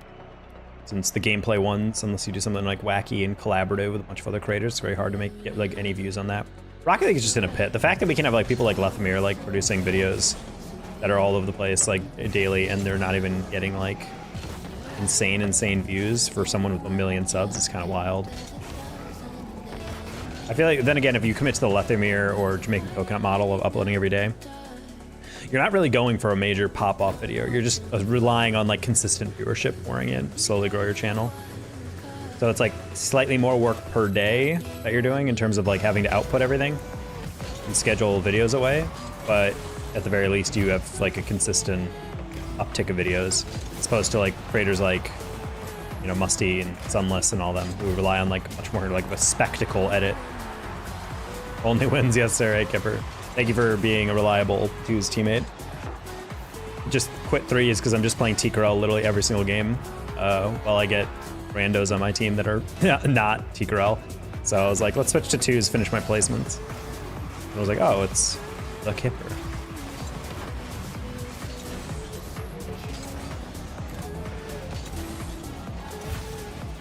You're getting flicked by gold flicks. These are unfortunate. All right, I'm just gonna back up my teammate, because if he wants to just like 1v1 these and just full turn on these, then I guess we'll have to back him up a bit. I think he's gonna like fake chow. Got it, trying to grind for next semester. I mean, it's coming up, yeah. Hopefully more college stuff is coming up in January. RLCS is coming back in Jan, but I don't know how good. Okay, buddy.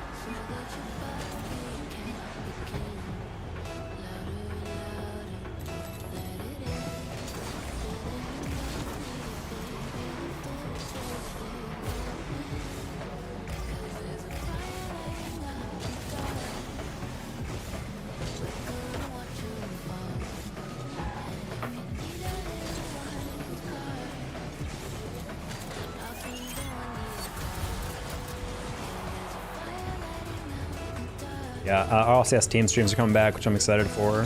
Casting, but some more collegiate stuff. I'm not going to be on the CRL broadcast again, since I think they sign year-long deals whenever they get signed day stream, so you have to wait for that, but who knows.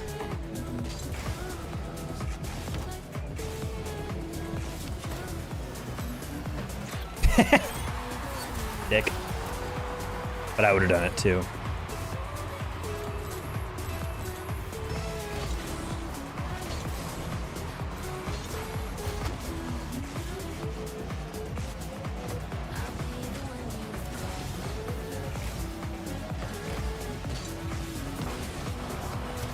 Nice. Herb! Hey, that was a great soft catch in the air taco. Thank you. Appreciate you, Poop.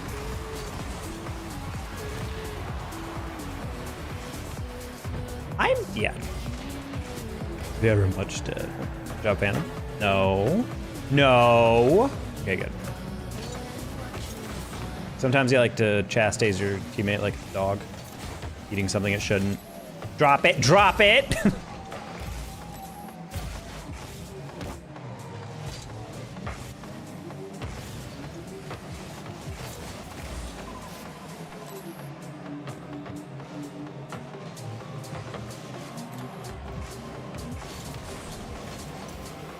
Sick bump, bro.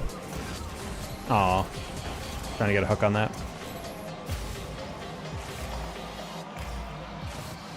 What did you do? That turn scared the crap out of me. Oh, okay. Were they just, did they not grab 100 like it the whole time? Like how we got that steal, but I'm surprised they didn't get like anything past that. I mean, if he's cooking, sure, like, yeah, I like a teammate that's aggressive like that, but the first turn really caught me by surprise because like he does not need to get that. Oh, did he Spanish that?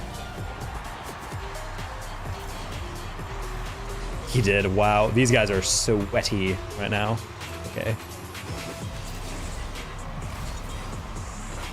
I need to start countering that if they're going to do that every single time.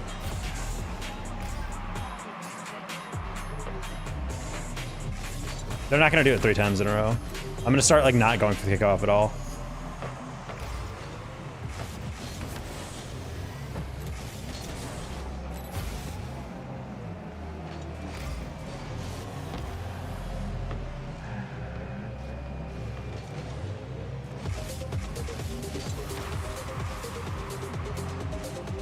Catch. Air dribble bump. Dodged.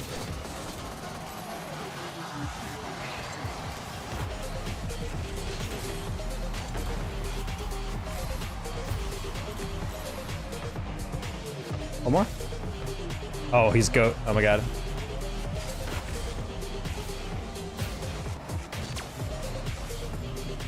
Huh. I'm gonna rebound off the ceiling there.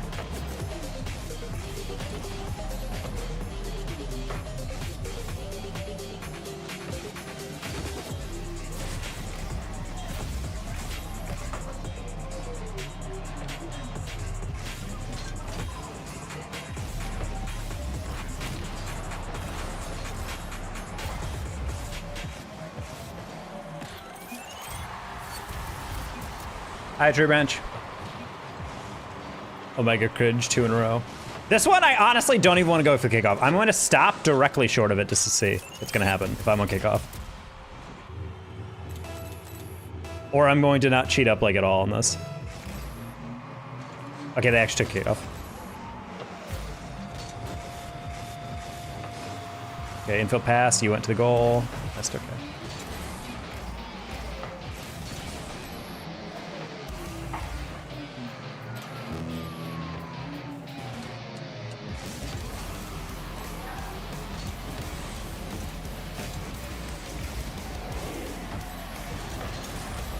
The backboard is a lie in 2, Zomi.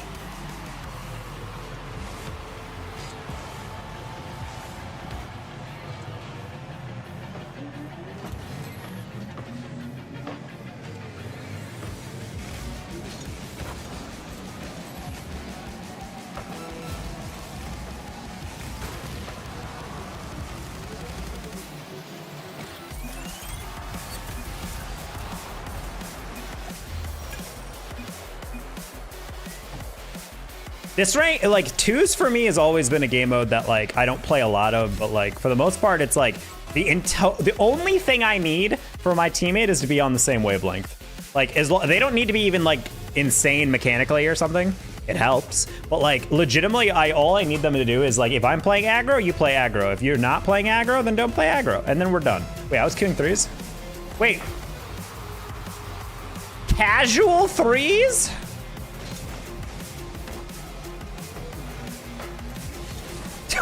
I completely forgot I could queue this again. I was like, wait, I don't recognize any of these people. I'm like, I personally deselected 3s, so.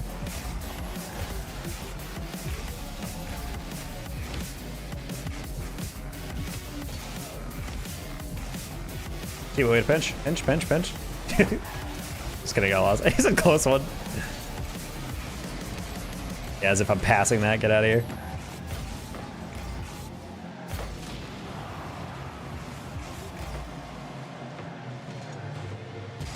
What the hell? That was the sickest catch and flick.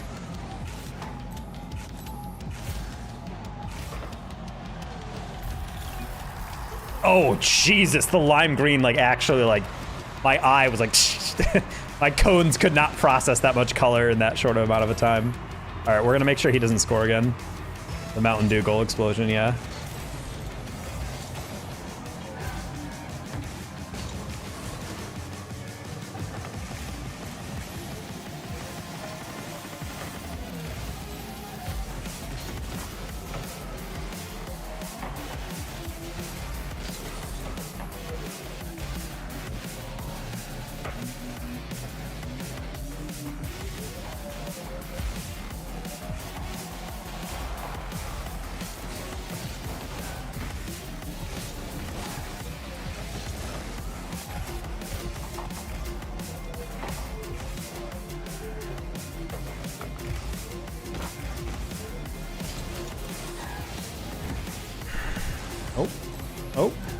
Oh.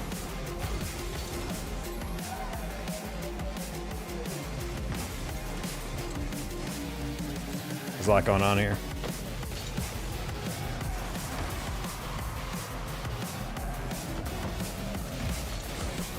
Cringe designs? No, there's some still cringe designs.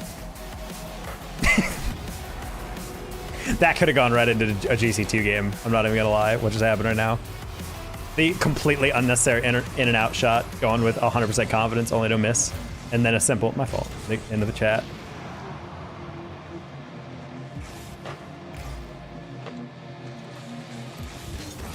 That's what I think about when someone, a plat goes like, yeah, I can flip reset. I'm like, well, being able to flip reset and being like comfortably doing a flip reset continuously is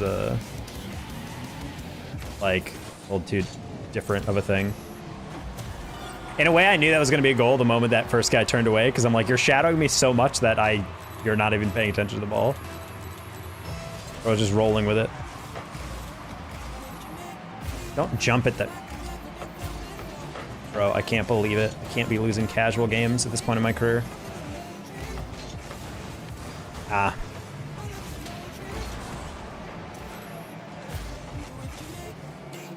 Brother. What? Try to clear path. Granted, I'm trying to keep in mind these guys are like diamonds or something. Probably even not even that. Is your casual market reset? Go. Oh, Honey Bunny Eater, you're really killing me here.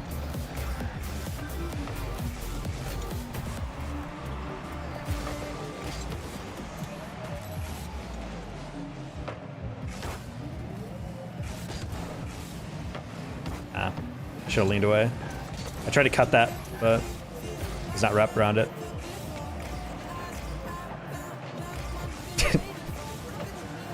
These guys are like driving forward before they. Whoa!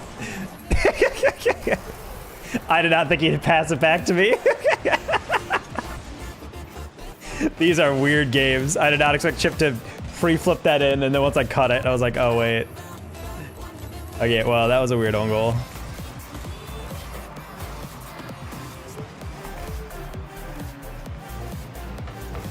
I'm fascinated what these guys' ranks are. I can't tell, like, who's doing what, or what's on purpose and what's not. Ah, bro. I'm trying to turn to see the ball go forward, and then it just goes like directly parallel to the.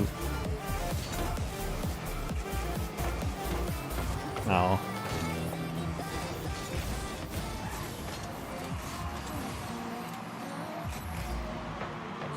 Oh, he hit that. I honestly didn't think he'd hit that arrow.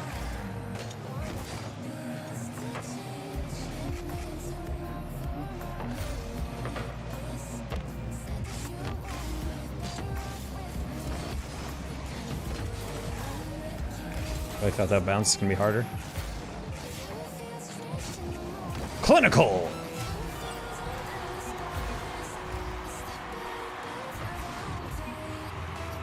Oh, you got a chip, alright? Just front flip, that's all you gotta do.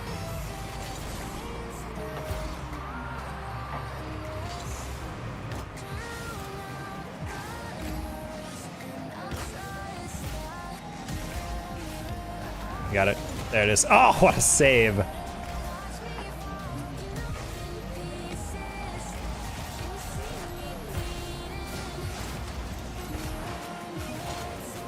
What a lob. No! Bro, we're gonna lose our first ever casual game. Wait. Oh, that hurt. I'm not gonna lie. Hey, Waffles. I can't believe we lost a casual game, chat. That's unforgivable, straight up. Alright, if we get T-Crawl again, I'm literally going to lose my mind.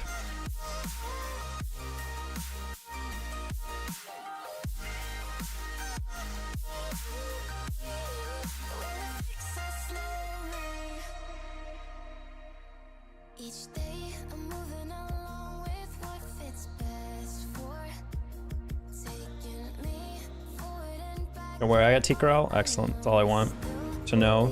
I can actually queue without consistently getting destroyed by that.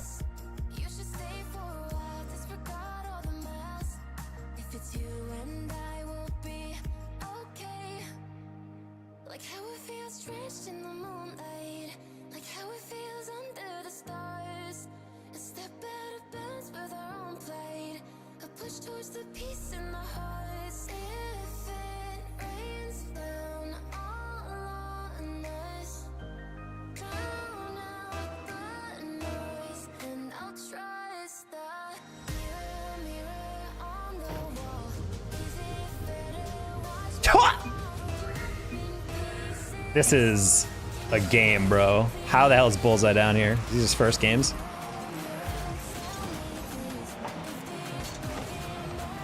And again, I was about to say, I'm like, Enzo might just be the GOAT, so who knows?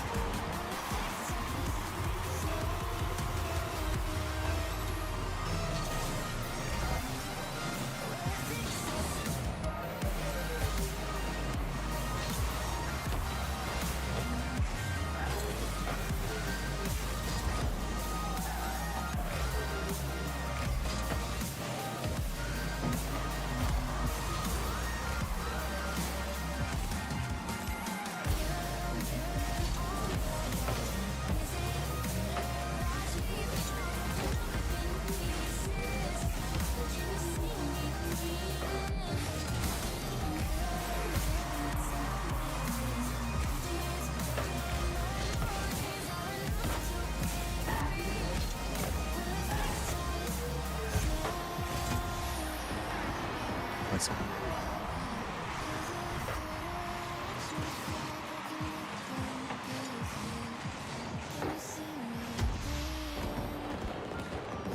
Those Bullseye, the player for Akron.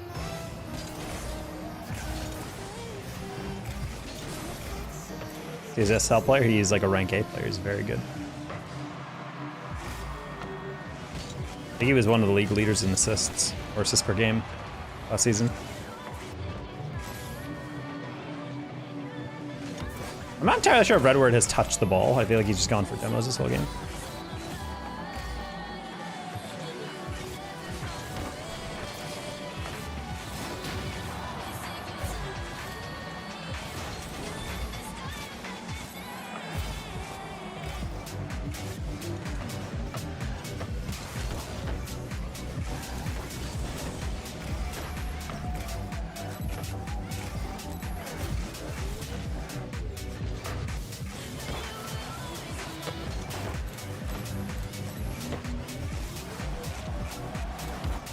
No, it's on a cut. They all went to their side, okay.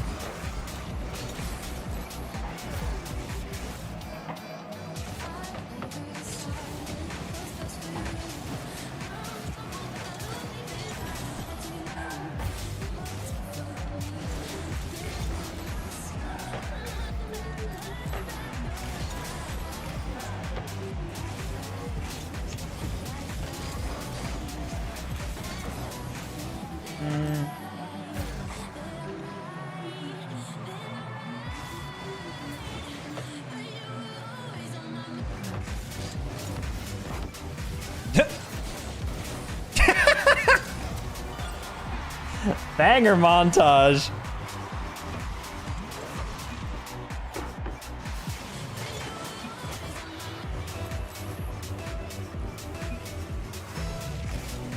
Because that's not luck, man. This guy's in a bad mood.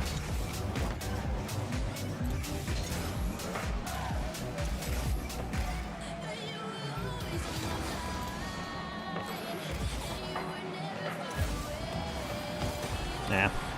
That's a rough one because I didn't see Bullseye turn for that.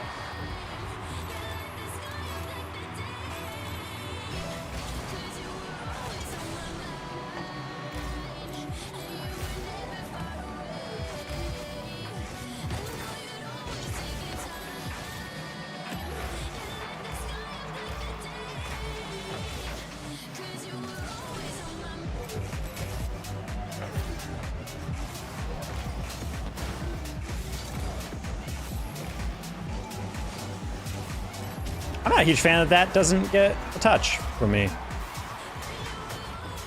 Okay.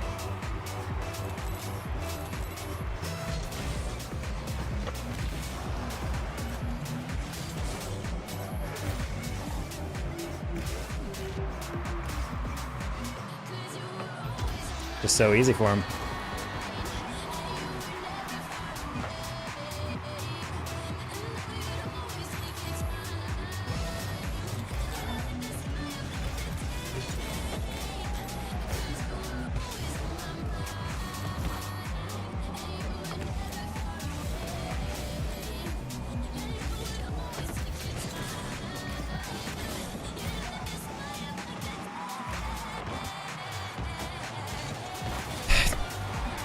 I freaking hate bounces like that because they're off the post, but like I can't tell if they're going back in or they're like bouncing out. So it completely like ruins my approach on them.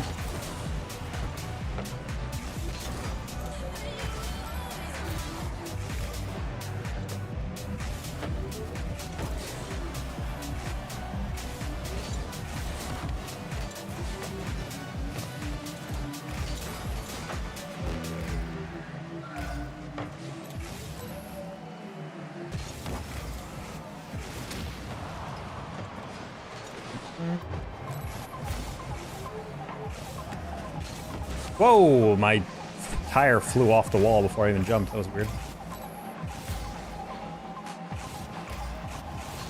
Ah, God. It's crazy that Enzo's like single-handedly winning this game for them. Honestly, the fact that he has 4 or 600 points, the other guy, is pretty impressive. I don't really know what he's done outside of chase demos. I guess get saves, but like even then.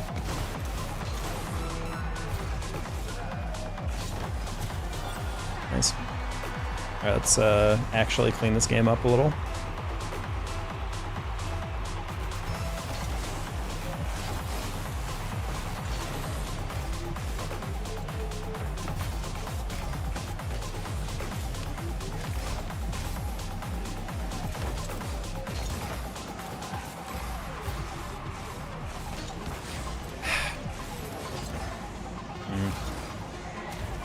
Oh, GG Enzo. On for it. I should have like passed it back to him or try to like cut it around him. I thought Enzo would try to play the shot different. It's kind of weird. Isn't this the exact team we built, or did Edward do his last game and then recruit a better twos mate? All right, I think I'm done here.